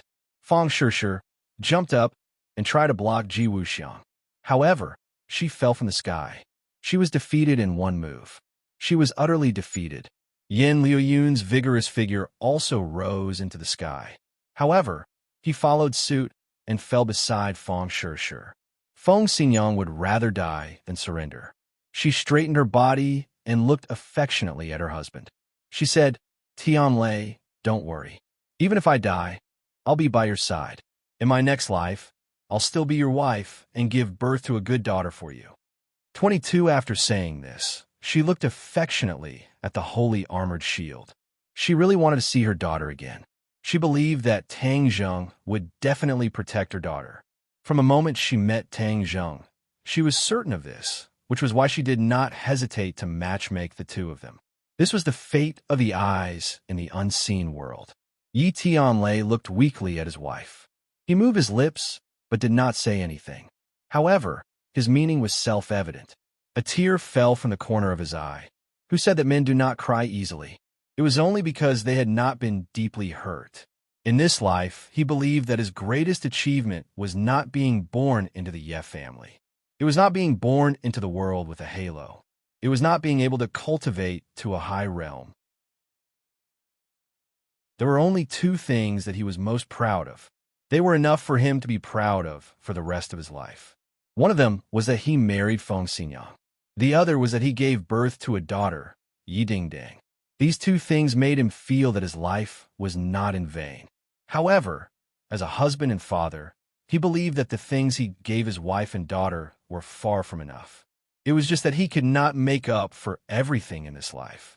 He hoped that he could meet them again in his next life and become a family to make up for the regrets in this life. Feng Xinyang understood his gaze. To have such a husband, her life was not in vain. She resolutely turned around and walked towards Ji Wuxiang. How could Ji Wuxiang put Feng Xinyang in his eyes? He disdainfully said, "Seeking your own death." So, a gust of wind swept over, and Feng Xinyang flew out. A mouthful of blood stained the clothes on her chest. Yi Tianlei closed his eyes. His heart felt like it was being stabbed by a knife. Suddenly, there were only two people left standing: the Empyrean Fairy and Yin Qingyi. Yin Qingyi was not a martial artist nor a cultivator. She could be ignored. Ji Wuxiang knew this, so he directly ignored her. The Empyrean Fairy naturally would not let the powerless Yin Qingyi charge forward. Thus, she took the lead and used her body to build the last protective wall. She protected Yin Qingyi and the people behind the sacred shield. Yin Qingyi looked at the Empyrean Fairy's back with a burning gaze. Her heart was in turmoil. She had once fantasized about how good it would be if she was so strong that she could hold up the blue sky above her head. However, she was obsessed with Tao and had no other distractions. Everything else became insignificant. She had no time to practice martial arts. Thus, all of this could only be wishful thinking. The Empyrean Fairy controlled the stately painting and once again burst out with a dazzling light. She fought with Ji Wuxiang. The two were originally evenly matched. However, due to a freak combination of factors, one was injured and the other was unharmed. There was a huge gap in their strength. In a battle between experts, a slight difference could be the key to victory or defeat, let alone a difference of this level. Thus, the Empyrean Fairy was defeated without any surprise. She fell from midair. The painting of mountains and rivers of the gods of earth and veil dimmed and disappeared into her body. She did not fall. Instead, she leaned against the wall and watched helplessly as Ji Wuxiang walked past her. Ji Wuxiang was like a hot knife through butter. He won by a hair's breadth. Chapter 1228. Ji Wuxiang looked at Yin Qingyi with disdain and said, "You're a weak woman who doesn't even have the strength to truss a chicken, yet you're mixed up in this mess. Beautiful women are destined to have short life." 520. He let out a long sigh, but he didn't have the slightest intention of showing tenderness to the fairer sex. With a flick of his finger, a gust of wind blew over, forming a wave shape in the air. Yin Qingyi was suppressed by this aura and couldn't move. She stared dumbstruck at this scene. Suddenly, a voice rang out in her mind. This voice was full of deep flavor and mysterious charm. In just a few words, it seemed to contain a profound mystery. Her heart was connected. Her eyes lit up as if she had been enlightened. Her body relaxed as if she had been relieved of a heavy burden and regained her freedom. Ji Wuxiang didn't notice this at all. He was confident in his heart, as if he had already seen the scene of Yin Qingyi dying. However, in the next second, his eyes stared straight. His heart trembled as he quickly turned his head, because Yin Qingyi had disappeared. She disappeared from under Ji Wuxiang's eyes. His attack had completely missed. This was something that was impossible, but it really happened. Why is it like this? His brain seemed to have crashed as this question immediately appeared. But there was no answer to this question. He had already realized that something was wrong. Things weren't as simple as he thought. Yin Qingyi's fingers had unknowingly touched Ji Wuxiang's back. Ji Wuxiang's hair stood on end. Although he couldn't see, he immediately realized that something was wrong. He quickly turned around and tried to block Yin Qingyi. He wanted to see what was going on, but it was all too late. Yin Qingyi's fingers had already touched his back. Ji Wuxiang couldn't describe this feeling. He had never felt this before. It was like the legendary feeling of being on the verge of death. He seemed to have touched the finger of the Grim Reaper. He flew up, like a kite with a broken string. Although he was in the air, he could clearly see the scene below. Yin Qingyi stood on the ground, looking up at him. He was still the same person. However, the look in his eyes was completely different. A person's eyes could convey many things. Ji Wuxiang knew this very well. He was the best at reading people's minds. Judging from the look in Yin Qingyi's eyes at this moment, she seemed to have completely changed into another person. She was so unfathomable that it made one's heart palpitate. Regardless of whether he was facing the Empyrean fairy or a person of high status, he had never felt that the other party was unfathomable. He was a person with an extremely high IQ and talent. Normal people would not be able to enter his eyes. Yin Qingyi's eyes were too special. This feeling arose spontaneously, and he didn't need to think too much about it. "Who are you?" Ji Wuxiang asked loudly. He knew that this was definitely not Yin Qingyi. It was impossible for a person to hide so deeply. Otherwise, it would be too terrifying. It might even surpass him by far. He did not want to admit this point. Yin Qingyi's eyes were indifferent. It seemed that in her eyes, she did not think highly of Ji Wuxiang at all. The kind of imposing manner and artistic conception of looking down on the world could not be faked. "Who are you? How dare you barge into the divine gate?" Yin Qingyi's voice was still her voice, but the cadence and rhythm had completely changed. Her voice was not too loud, and it was not as sharp as a knife. However, it had a kind of magical power that made people prostrate themselves in worship. The others also saw this scene and looked at Yin Qingyi as if they had seen a ghost. All of this was indeed like seeing a ghost. It could not be explained by common sense. Yin Qingyi had completely changed into another person. The key was who this person was. Yin Luyun looked at her with a burning gaze, his eyes shining. After all, he and Yin Qingyi were family. Seeing her so powerful, he had a sense of doubt, and even more so, a sense of honor. The others were even more confused and did not know what was going on. Only the Empyrean fairy's dispirited state was swept away. She was in high spirits as she looked at Yin Qingyi without blinking. Between her eyebrows, there was an inconceivable look of pleasant surprise. She opened her mouth and muttered, "Could it be? This is..." Before she could finish speaking, Ji Wuxiang hit the wall and stopped. He spat out a mouthful of blood which dyed his clothes red. He was like a soft-footed shrimp as he softly slid to the ground. He quickly stood up straight and looked at Yin Qingyi with a complicated expression, asking, "Who are you? You barged into the divine gate, but you don't know who the master of the divine gate is?" Yin Qingyi asked sternly. Ji Wuxiang was stunned for a moment, then shook his head blankly and said, "Impossible. The divine gate is the Fushi clan's secret ground. Could it be that you are from the Fushi clan? Could it be that other than the Empyrean fairy, there are other people from the Fushi clan in this world?" He racked his brains, but was unable to find the answer. Yin Qingyi said indifferently, "You actually know that the divine gate is the Fushi clan's secret ground, then you still dare to have ideas about the divine gate. Aren't you courting death?" Once the word "courting death" was said, the atmosphere changed again as a fierce wind blew. This time, Ji Wuxiang was like a small boat that could capsize at any time. Ji Wuxiang felt that this was absurd and unreal. Yin Qingyi actually said the word "courting death" to him. Wasn't this the word he always used to mock others? Every dog has its day, and this time it was his turn. This was a great irony. Ji Wuxiang's face and ears were red. He took a deep breath and forcefully suppressed the fear in his heart. He gathered his courage and shouted, "So what if you are from the Fushi clan? You have already become history. You have already been eliminated by history and disappeared from this world. No matter if it is now or in the future, this world belongs to me. You are already a thing of the past." These words seemed to be to encourage himself, but also seemed to be repeatedly instilling this idea into his mind. Ji Wuxiang was riding a tiger and could not back down. He was being roasted on the fire. He could only advance and not retreat. If he retreated, he would lose. Since Yin Qingyi's body had such a miraculous change, then it meant that the divine gate's secret was extremely important. It had an immeasurable value to him. He could not give up so easily. Yan Qingyi's change was so great that even Ji Wuxiang was shocked. His originally firm confidence seemed to have been shaken at this moment. He forcefully threw away all distracting thoughts so that he would not immediately fall apart. Yan Qingyi looked at Ji Wuxiang as if she was looking at a clown. She lightly shook her head and said, "The heavenly Tao is reincarnated.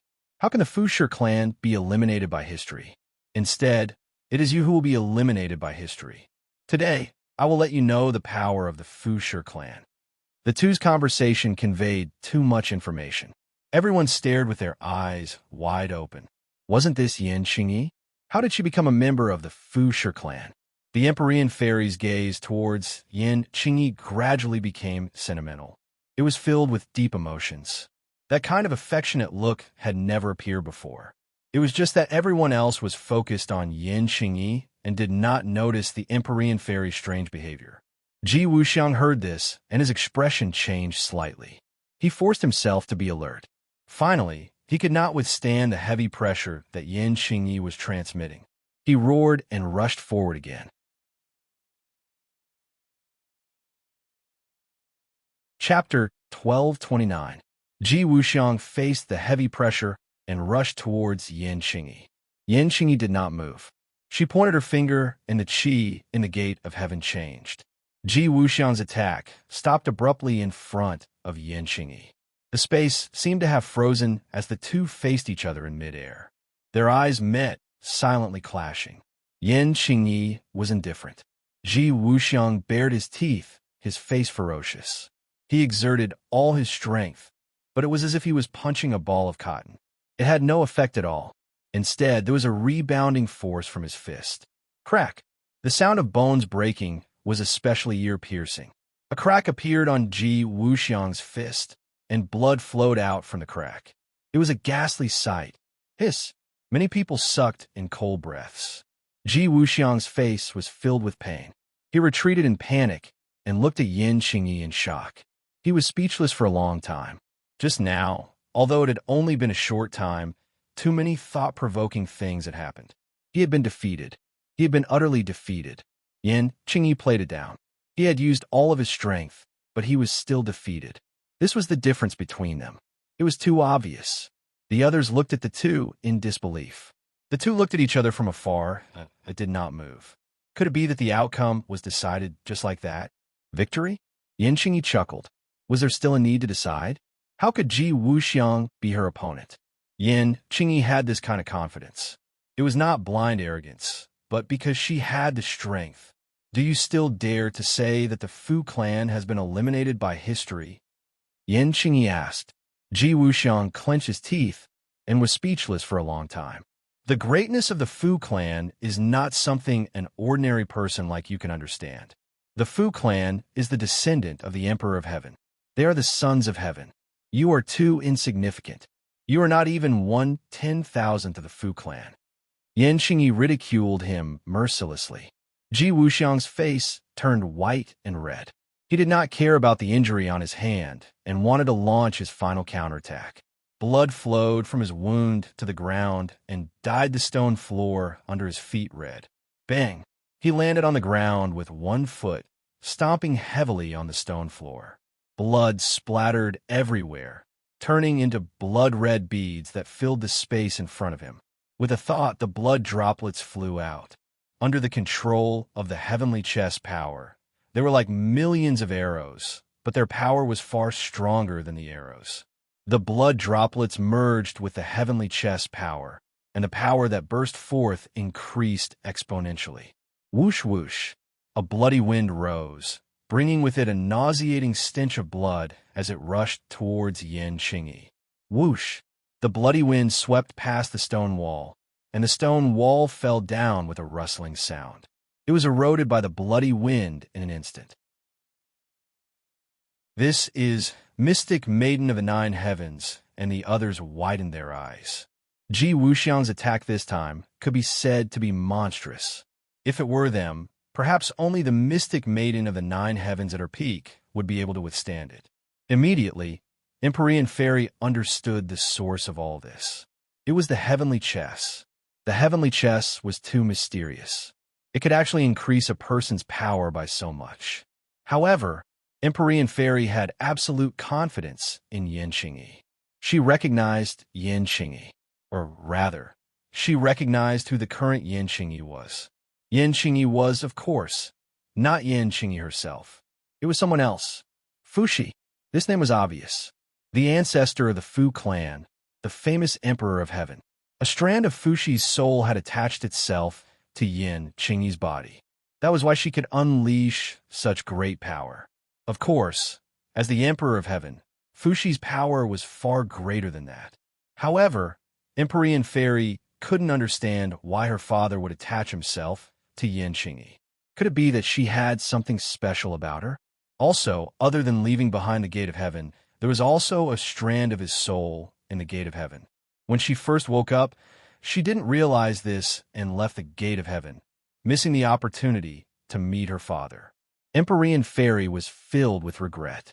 She looked at Yin Qingyi with tears in her eyes. Good luck. Empyrean Fairy silently cheered for Yin Qingyi. The masked men all cheered, sweeping away their previous depression. Just now, when Ji Wuxiang was injured, these people felt as if they had experienced it themselves. It was as if there was a huge rock pressing down on their hearts. They all became silent. Now, it was as if they had won a battle. They looked at Ji Wuxiang with burning eyes. She'll be fine, right? Yin Luyun angrily asked, but also seemed to be comforting himself. Yin Qingyi was his aunt.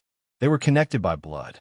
Although he didn't understand how she suddenly became so strong, but seeing Ji Wuxiang's powerful attack, he couldn't help but worry for her. Empyrean Fairy looked at him and then gave the others a comforting and encouraging look. She said with certainty, "Don't worry. How could Ji Wuxiang be her match?" Seeing her strong confidence, although they didn't understand what was going on, everyone temporarily put their hearts back into their stomachs. Yin Qingyi lightly walked towards Ji Wuxiang. She didn't move in the slightest in the midst of the bloody storm. It was as if her feet were connected to the earth and couldn't be shaken in the slightest. The bloody storm messed up her hair and fluttered her clothes. Her eyes became brighter and brighter, like the light of the stars. It was so bright that people couldn't look at her directly.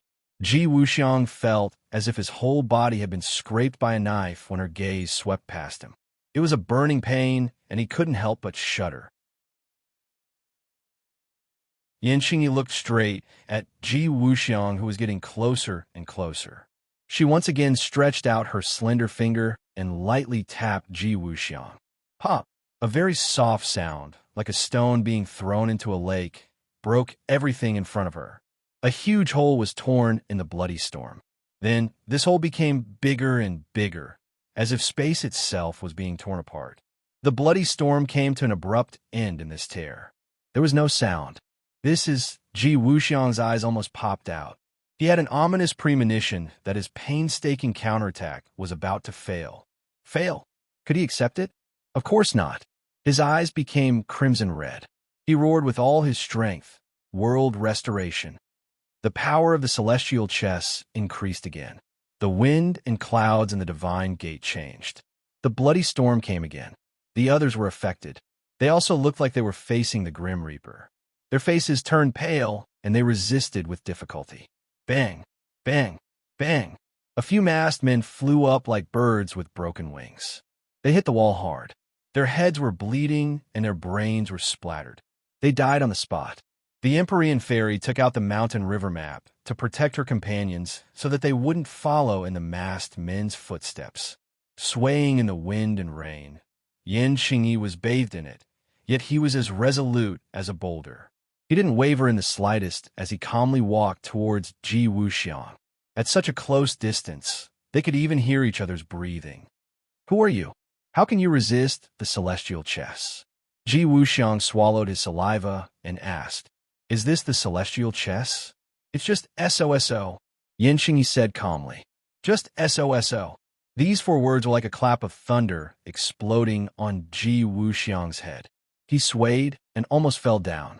He summed up the efforts of the ancients and spent most of his life to create the celestial chess. But in the eyes of the other party, it was just a so-so.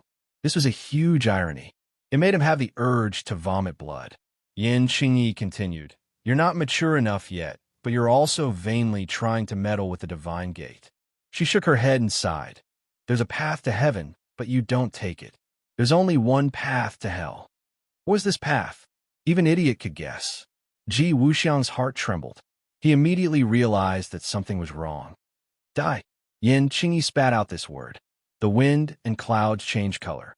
Ji Wuxiang immediately realized that he was sucked into a huge whirlpool. This whirlpool seemed to be bottomless. It was going to swallow him up completely. He hurriedly activated his power and communicated with the celestial chess. But at this time, he realized the limitations of the celestial chess. This was not the capital. The celestial chess real use was limited. It was effective against many people, but in front of Yin Qingyi, it lost some of its power. He flew up. He was like a leaf spinning in a whirlpool, drifting around randomly. "Ah!" The masked man cried out in surprise. The cheers from before had long disappeared. He looked at Ji Wuxiang, who was flying in the air in a panic. Ji Wuxiang had never been in such a sorry state in his life, especially in front of his subordinates. He wanted to find a hole to hide in. He had to fight back. Otherwise, it would be like what Yin Qingyi said. He would die without a doubt. He wouldn't even have the chance to hide in a hole. "Get out of the divine gate," Yin Qingyi suddenly said. As soon as she finished speaking, a gust of wind swept up in the divine gate and flew out of the divine gate. The other masked men wailed. Together with Ji Wuxiang, they were swept out of the divine gate by the gust of wind and completely disappeared. The divine gate regained its peace. There was no longer any threat. However, everyone's hearts didn't return to their stomachs. Instead, they stared at Yin Qingyi with burning eyes. All of this was too mysterious. Everyone was curious. Why did Yin Qingyi become like this? From the beginning to the end, Yin Qingyi was very calm.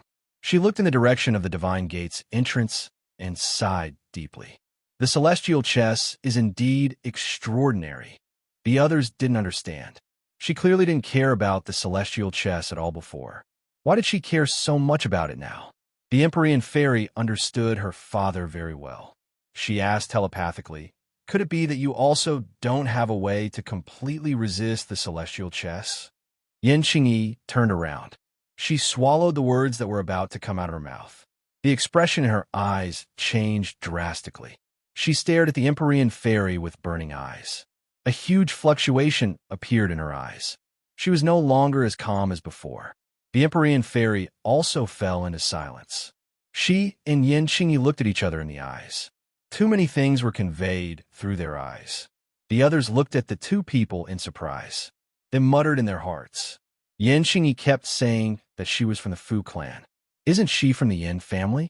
How did she get involved with the Fu clan? Also, the Empyrean fairy's real name was Fu Yao. She was also from the Fu clan. What was her relationship with Yin Qingyi? Judging from the two people's reactions, there were probably too many unknown things that were worth thinking about. The two people were like two magnets. The Empyrean fairy walked step by step towards Yin Qingyi. Yin Qingyi also looked at her and approached her. The others suppressed their curiosity and questions. They stared at the scene with their eyes wide open. They didn't know what would happen next.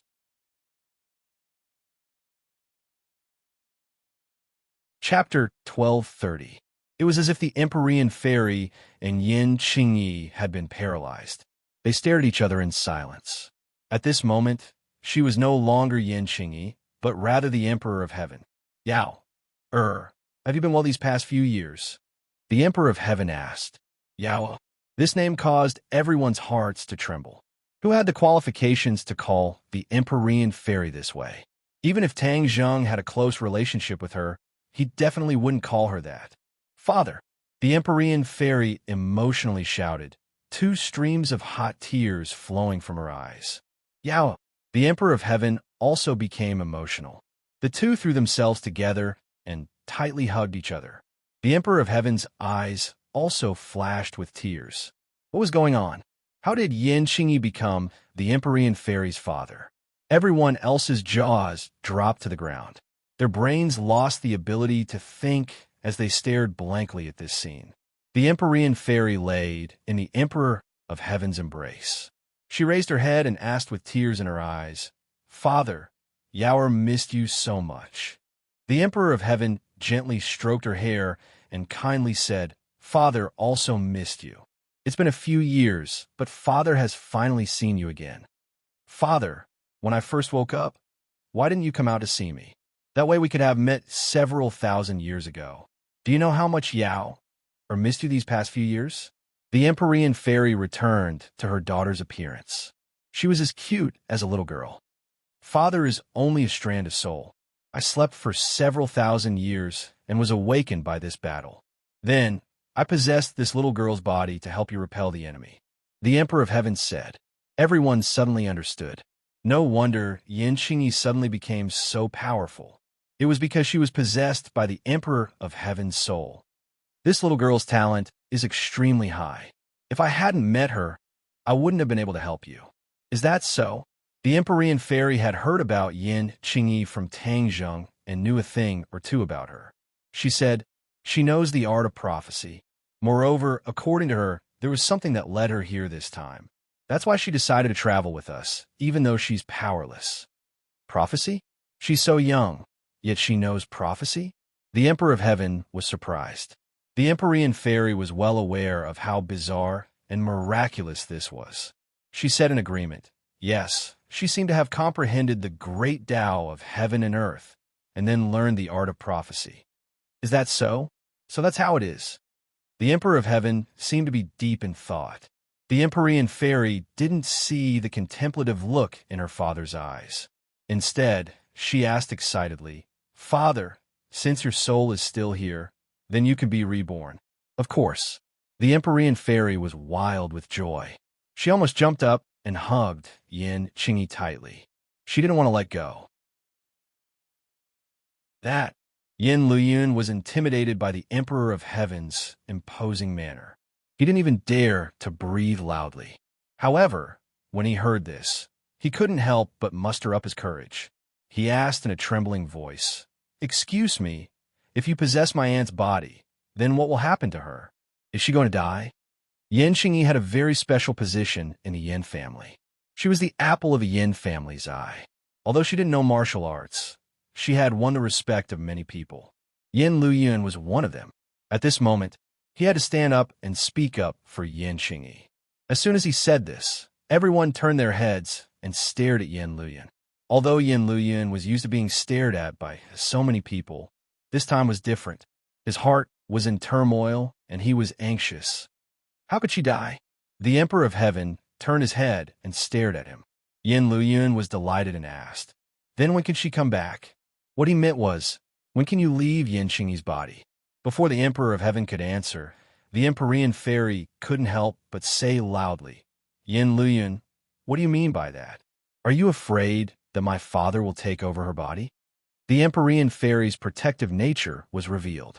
Yin Luyun resentfully said, "Of course not." The Emperor of Heaven waved his hand and said, "Young man, don't worry. How could I take over her body? I am the dignified Emperor of Heaven. How could I be such a person who would lower myself?" Yin Luyun's heart, that was hanging in the air, finally returned to his stomach. He revealed a relieved smile and said, "With your words, I'm relieved."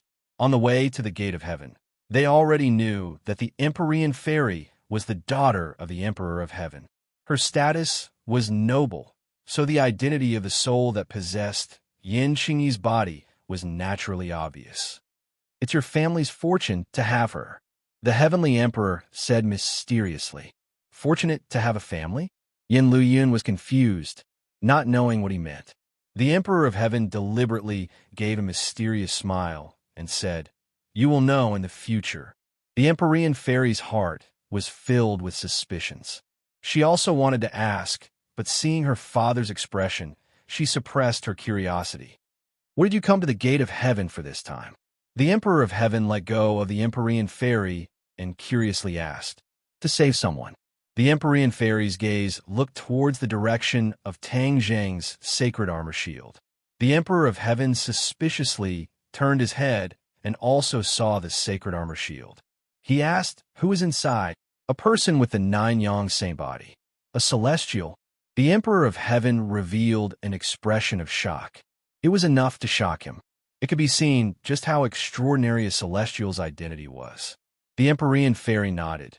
Yes, this person is your daughter's companion. A celestial has the 9 yang saint body, so he really does need the pure Yin energy in the sky bed. The Emperor of Heaven suddenly said. No, it's not to save him, but to save someone else. That person's pure Yin energy has been sucked dry, so he needs the pure Yin energy in the sky bed to help her recover. The Empyrean fairy explained. The Emperor of Heaven fell into deep thought. His eyes lit up as he hit the nail on the head and said, if he wants to absorb the pure Yin energy in the sky bed, then there must be an expert guiding him. The Empyrean fairy had always been curious as to what method Tang Zheng used to guide the pure Yin energy into Yi Ding Dong's body. Hearing the Emperor of Heaven say this, she quickly asked, Father, why do you say this? Normal people would not know about this method. This is a method passed down from ancient times. Even you do not know about it. The Emperor of Heaven's expression became thought-provoking. This was because he knew that only by using the power of Yin and Yang would he be able to freely circulate the pure Yin energy and absorb it into his body. Originally, he did not choose this method to save his daughter because he would not allow a man to sully his daughter. The others were also very curious about the specific method to save the person. They all stared at him like curious babies. The Emperor of Heaven looked at the others and mysteriously said, as long as it can save the person, it's fine. There's no need to ask about the specific method. The Emperor of Heaven was clearly evading the question, and no one could ask.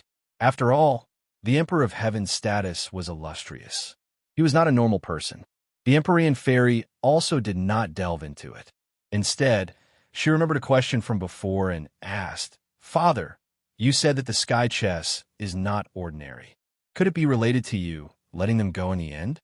The others could not see it, but the Empyrean fairy was very clear about the Emperor of Heaven's strength.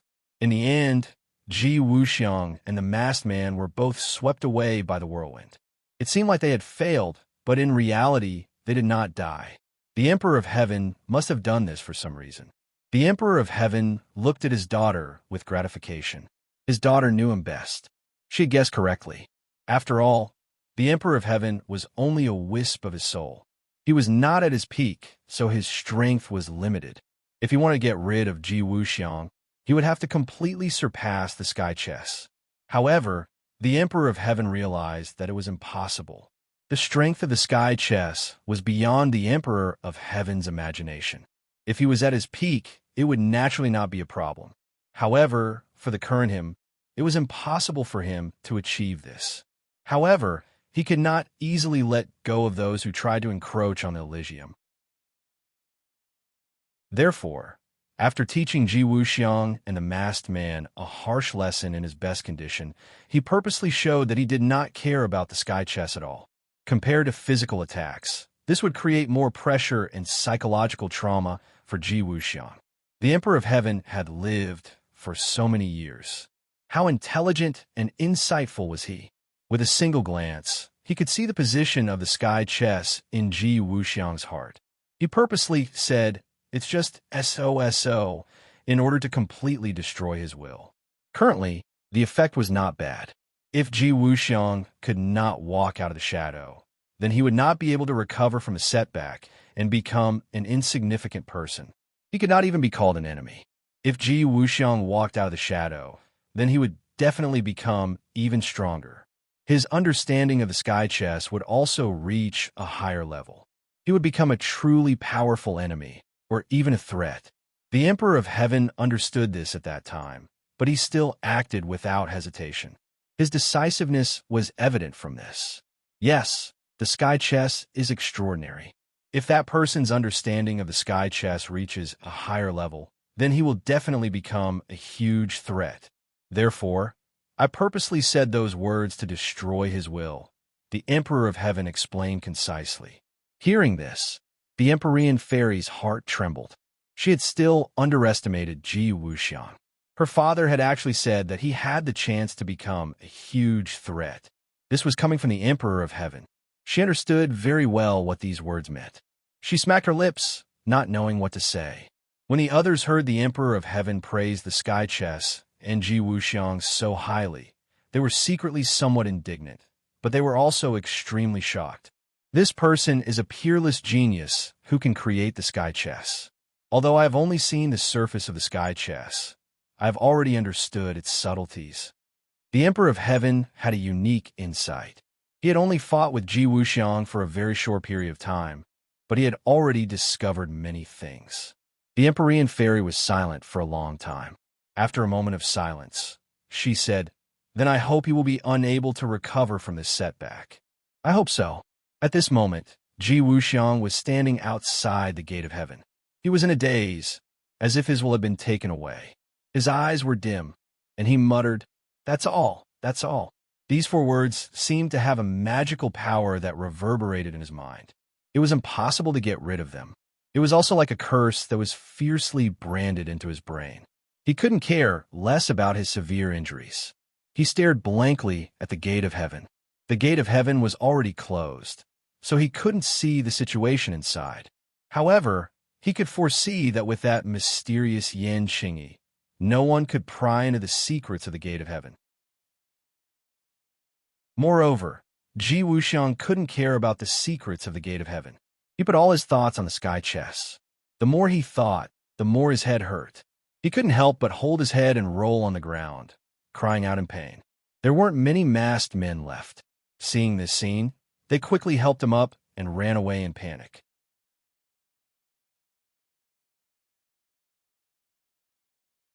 Chapter 12:31. In Heaven's Gate, everyone was thinking about what had happened. They were shocked and had mixed feelings. Empyrean Fairy had always remembered the rumors about Heaven's Gate. In addition, Ji Wuxiang had chased after them from far away. She couldn't help but ask curiously, "Father, there are rumors that Heaven's Gate contains the secret of the Fu clan. Once you obtain this secret, you can become the new Emperor of Heaven. Is it true?" Emperor of Heaven looked kindly at Empyrean Fairy. After thinking for a while, he asked, "Do you know the origin of our Fu clan?" "Of course I do." Empyrean Fairy nodded without hesitation. "We are the descendants of Fushi's ancestors." Yes, Fushi is the first Emperor of Heaven since ancient times. After that, many Emperor of Heaven appeared in our Fu clan. The Emperor of Heaven is not only a symbol of strength, but also because we are able to communicate with the heavens. That is why we can be called the Emperor of Heaven. Emperor of Heaven said without stopping. Empyrean Fairy nodded. This was the history she knew. She didn't know why her father wanted to bring it up again. This was an eye-opener for the others. Originally, they thought that the title of Celestial Emperor was just a title for a powerful cultivator. They didn't expect that there would be so many conditions. Communicating with the heavens and hearing from the heavens was too high and too mysterious. No one doubted this point because it came from Emperor of Heaven's mouth. Only our Fu clan can become the Emperor of Heaven. This made many people jealous. Many people researched and tried to find out the secret. They really put in a lot of effort. Empyrean Fairy frowned and interrupted. "Father, is there really a secret? What do you think?" Empyrean Fairy thought back to how certain the others were. She was skeptical and asked, "Is there really a secret?" "Ha ha! You have indeed grown up. You know how to think. You are much stronger than before." The Emperor of Heaven was perceptive and knew very well that the Fu Yao back then wasn't that formidable. She was proud to the bone and had never experienced wind and rain. She was a flower that grew up in a greenhouse. Now that they were reunited after such a long time, the Empyrean Fairy gave the Emperor of Heaven a very different feeling. It was as if she was a completely different person, but a much better person. The Emperor of Heaven was happy from the bottom of his heart. Perhaps this was growing up. Without the protection of parents, one could grow up the fastest. He had spoiled her too much in the past. The Emperor of Heaven let out a long sigh. When the Empyrean Fairy heard this, she blushed and said shyly, "Father, I was immature in the past and made you worry." The Emperor of Heaven held her hand kindly and said, Yaora, you are my daughter. No matter what you do, Father will support you. This is what a father should do. No, I was immature in the past. When I thought back, I realized that Father had sacrificed too much for me. Too much, the Empyrean fairy said emotionally. It was as if the celestial larch had eaten honey, and he was so moved that a smile bloomed on his face. You guessed right. There is indeed a secret that the Fu clan can produce generations of Emperor of Heaven. The Emperor of Heaven suddenly said. The Empyrean fairy frowned and asked in surprise, What secret? Heavenly book. Heavenly book? A huge question mark appeared in the minds of the others. What was a heavenly book? The Empyrean fairy had never heard of the heavenly book. She looked at the Emperor of Heaven in confusion. A huge question mark seemed to be carved on her forehead. What is a heavenly book? The heavenly book is the sacred scripture that every generation of Emperor of Heaven studied and cultivated. Only the candidate for the position of Emperor of Heaven has the chance to see the true appearance of the heavenly book. The others do not even have the chance to hear of it, let alone comprehend the mysteries of the heavenly book. Every generation of Emperor of Heaven would spend their entire life searching for the next Emperor of Heaven in the clan. Then, they would be groomed. Finally, after passing various tests, they would be taught the heavenly book. It was as if the Emperor of Heaven had slowly pulled open a curtain for everyone, allowing the colorful information to rush in. The Empyrean fairy's reaction could be seen. She was also shocked. Her mouth opened so wide that an egg could be stuffed in. She had lived in the clan for so many years, but she did not discover this secret. However, she did not blame her father. Just like he said, this was the Fu clan's biggest secret. It was normal that she did not know. There is no such thing as an impenetrable wall in the world. Outsiders have been guessing for a long time, but in the end, they found some clues. They knew that the Fu clan was able to produce generation after generation of Emperor of Heaven. It was just that they did not know about the existence of the heavenly book. The Emperor of Heaven sighed and said regretfully, How could this be? There is nothing absolute in this world, and there is no absolute secret. You must remember this. The Emperor of Heaven solemnly warned, his expression incomparably solemn. The Empyrean fairy was shocked. She subconsciously looked at the others. Since this matter was such a huge secret, why did her father say it in front of so many people? Wasn't he afraid that the walls might have ears? Feng Sure and the others noticed the Empyrean fairy's gaze and immediately realized this problem.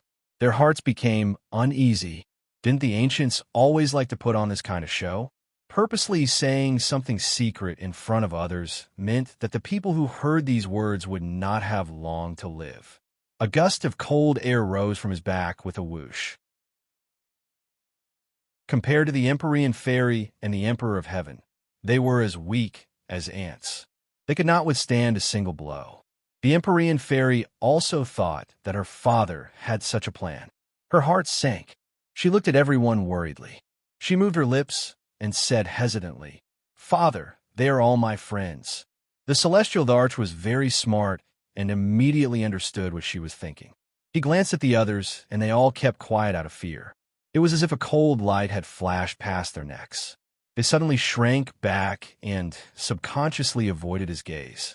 Ha ha! The celestial emperor laughed heartily. Yin Xingyi's voice had originally been crisp and clear, but it was less dignified and more amiable. What are you thinking about? They're your friends who fought alongside you. Yarr. Why would I harm them? Moreover, the Emperor of Heaven understands the will of the heavens. Why would he kill the innocent? The Empyrean fairy blushed. She almost misunderstood her father. She really should not have. She said embarrassedly, Father, I'm sorry. The Emperor of Heaven waved his hand and said, The heavenly tomes might have been a secret a few thousand years ago. However, ever since that incident, it is no longer a secret. Although the public still does not know about it, many people who are observant still know about the existence of the heavenly tomes. This is the secret that allowed the Fu clan to nurture the Emperor of Heaven. That person just now naturally came for the heavenly tomes. That incident? What incident? The Empyrean fairy realized that she did not know about this incident again. She could not help but feel a chill in her heart. She hurriedly asked, "It seems like this incident disappeared in the long river of history. That is why it was not passed down. Even you do not know about it. Only a few people were involved in that incident. It is normal that it did not spread widely." The Emperor of Heaven found a reasonable explanation for himself. The Empyrean fairy became more and more confused as she listened. She really did not understand what her father was talking about. However, it must be something very important. The Emperor of Heaven seemed to be deliberately keeping her in suspense. He was still not in a hurry to reveal the key point. Instead, he asked, "Yao, with your temper, when you woke up that year, you must have investigated how I died. Am I right?" The Empyrean fairy nodded her head honestly. Nobody knows a daughter better than a father. However, back then, I did not obtain any valuable investigation results. Because, firstly, the history is too long. Secondly, this incident seems to be too secretive. Furthermore, our Fu clan has completely disappeared from history. This matter has always been bothering me. Our Fu clan was so powerful back then. How could it disappear just like that? It was as if it had disappeared from the face of the earth. There was no trace of it at all. This was a problem that had always troubled the Empyrean fairy. No matter how hard she scratched her head, she could not figure out the reason behind it. After all, she was a member of the Fu clan. She was one of the people involved. She deeply understood how powerful the Fu clan was. How could it disappear so completely?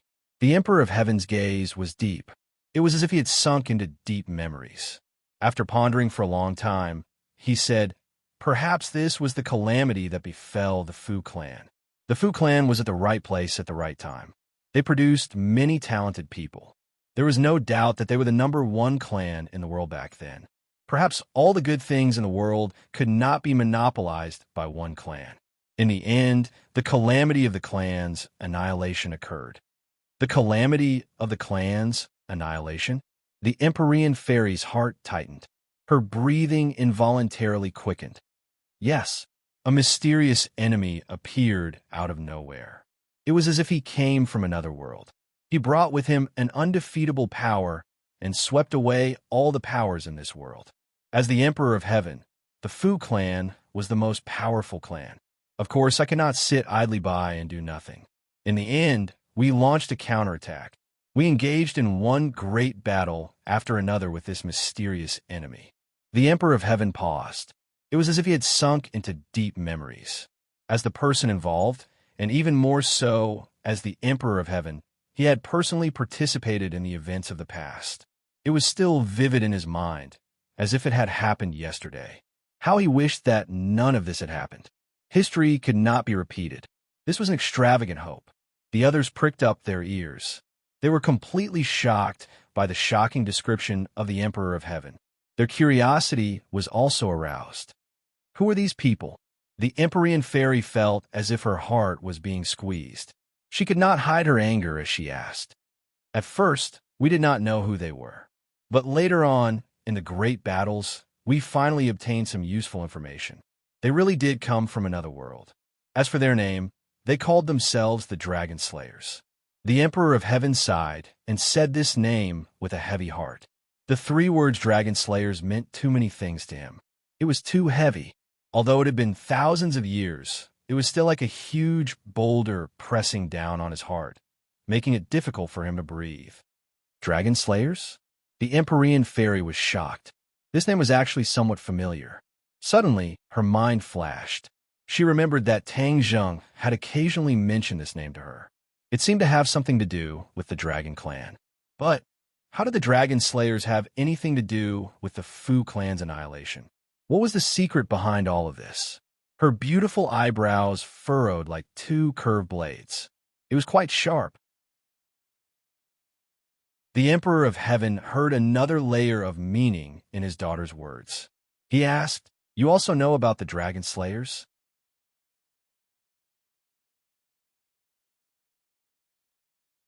Chapter 1232.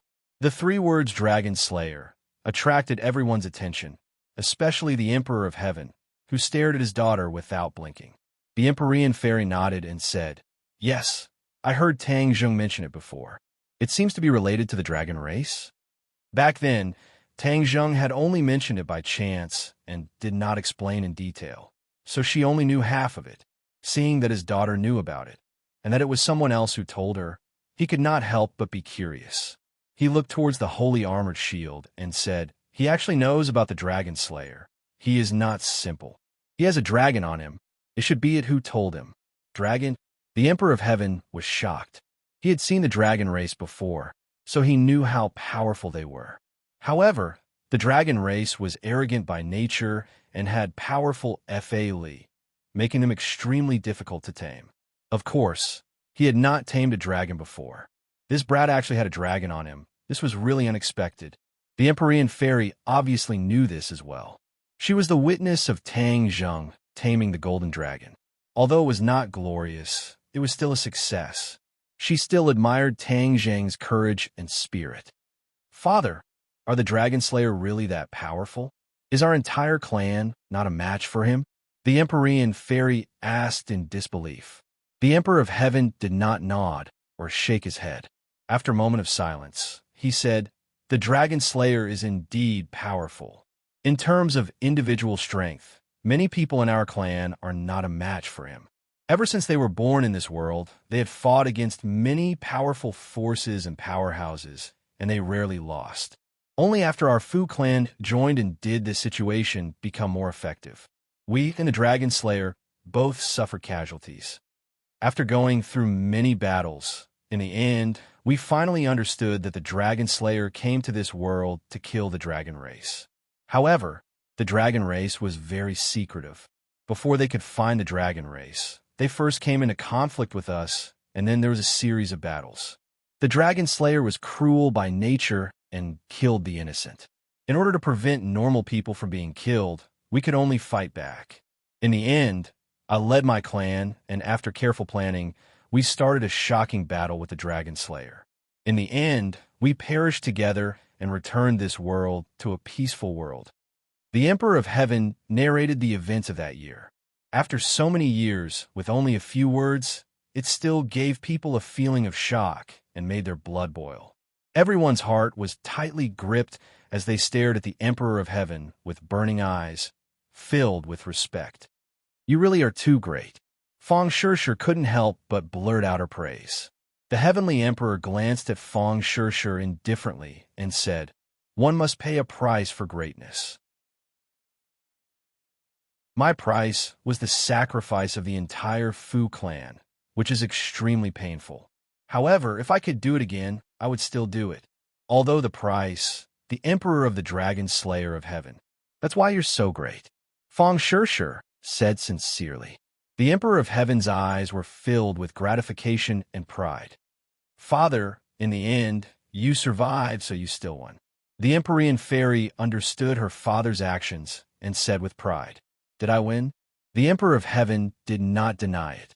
Recalling the scene of that year, he shook his head and said, "No, that year I died in battle. I do not know why, but the remnant of my soul was guided by a mysterious force and returned to Heaven's Gate. After that, I slept for thousands of years. Today, I was awakened by you all and recovered some of my power." Mysterious force, what is that? The Emperor of Heaven fell into deep thought. After a long time, he said, "I've been thinking about this problem for a long time. Now, I finally have a clue. I am the Emperor of Heaven. I listen to the heavens and comprehend the heavenly Tao. Therefore, I believe that it was the heavenly Tao that guided me back to Heaven's Gate. Of course, it is also because I still have concerns and obsessions in my heart." Obsessions, of course, were referring to his daughter, who had always been in his heart. The Empyrean fairy had always been absorbing pure Yin energy in Heaven's Gate. The Emperor of Heaven had always been concerned about this. Even after his death, the remnant of his soul did not forget about this.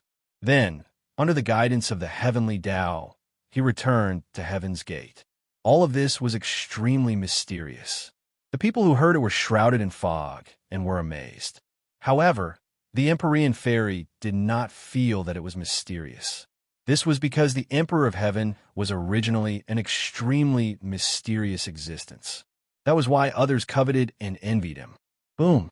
A loud sound came from behind the sacred armored shield, interrupting their conversation. They all turned their heads and looked at the sacred armored shield with different expressions. What's going on? What happened? Feng Shi and Feng Xinyang said in unison. They revealed anxious expressions and rushed to the sacred armored shield. They were as anxious as ants on a hot pan, but they did not know what to do. Previously, Tang Zheng had repeatedly warned them not to rush in. They were deeply afraid that if they rushed in, it would be too late for regrets. The Empyrean fairy hurriedly looked at the Emperor of Heaven and asked, "Father," the Emperor of Heaven's calm expression also disappeared and revealed suspicion and worry. He said resolutely, "Let's go in. What if we ruin their plans? What should we do?" Feng Xinyang immediately expressed her worry. "With my father here, nothing will happen." The Empyrean fairy was full of confidence. The others looked at each other and deeply looked at the Emperor of Heaven before retreating to the side. The Emperor of Heaven slowly walked in front of the sacred armored shield and patted it with his palm. Silently, the sacred armored shield flickered and quickly shrunk. In the end, it became the size of a palm and revealed the scene behind it. Everyone's eyes simultaneously focused on it. When they saw it clearly, they all revealed looks of shock. Tang Zheng and Yi Dingdang were constantly absorbing the pure yin energy in the heavenly bed. Their bodies were rapidly accumulating pure yin energy. The pure yang energy in Tang Zheng's body was being neutralized, and his cultivation was also slowly rising. The pure yin energy awakened Yi Dingdong's vitality and gave her a second spring. Moreover, the pure yin energy did not stop flowing into Yi Dingdong's body. It was accumulating bit by bit, and the pure yin energy was increasing. Yi Dingdong's physique was also subtly changing. In the past, she had a pure yin body. With the accumulation of pure yin energy, she suddenly soared to a profound yin body. This kind of qualitative leap also accompanied her cultivation by leaps and bounds. Although she was a martial artist, this kind of leap in level still brought great benefits to her skills and caused a qualitative change. Her inner strength was like a surging river as it flowed through her meridians. A rumbling sound rang out incessantly. Tang Zheng clearly discovered this point and was overjoyed. He knew that he had succeeded. The cultivation in his body had also undergone a qualitative leap. In the end, when the two of them tightly hugged each other and climbed to the peak, the pure yin energy quickly circulated between the two of them, reaching a wonderful state of harmony between yin and yang. Hong, hong. Two muffled sounds came from their bodies, like thunder, and their bodies were covered with a layer of sparkling luster. Yi Dingdong's eyes also opened. She looked at Tang Zheng with great joy. Everything that happened just now was still fresh in her mind. It was as if she had come back to life. Her body felt completely different. "My cultivation," she muttered to herself in shock. She was actually unable to express the joy in her heart. "Your cultivation has soared to the great scholar realm. Congratulations," Tang Zheng said with a smile. Yi Dingdang smiled like a flower and said, "Thank you. I feel that you also seem to have changed." She had reached the great scholar realm. Whether it was her vision or feeling, they were all extraordinary. Naturally, she noticed the changes in Tang Zheng. "Yes, I have reached the third grade of the divine transformation realm. This is all thanks to you.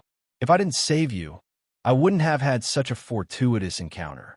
Moreover, the most important thing is not the increase in my cultivation, but that I absorbed a large amount of pure yin energy and neutralized the pure yang energy. In a short period of time, my pure yang energy won't erupt again." Really? Yi Dingdang was well aware of the dangers of pure yang energy. Hearing this, she was wild with joy. She was even happier than if she had obtained benefits. "Of course." Tang Zheng hugged her tightly and kissed her forehead. "This is all thanks to you." Yi Dingdang rolled her eyes at him. Her gaze fell on his bare and broad chest. Only then did she remember that she and he were not wearing any clothes. Moreover, they had just done that thing. In this unfamiliar environment, with her parents and a group of acquaintances outside, it was really embarrassing. Yi Ding Dang was always magnanimous, but this time she couldn't help but blush.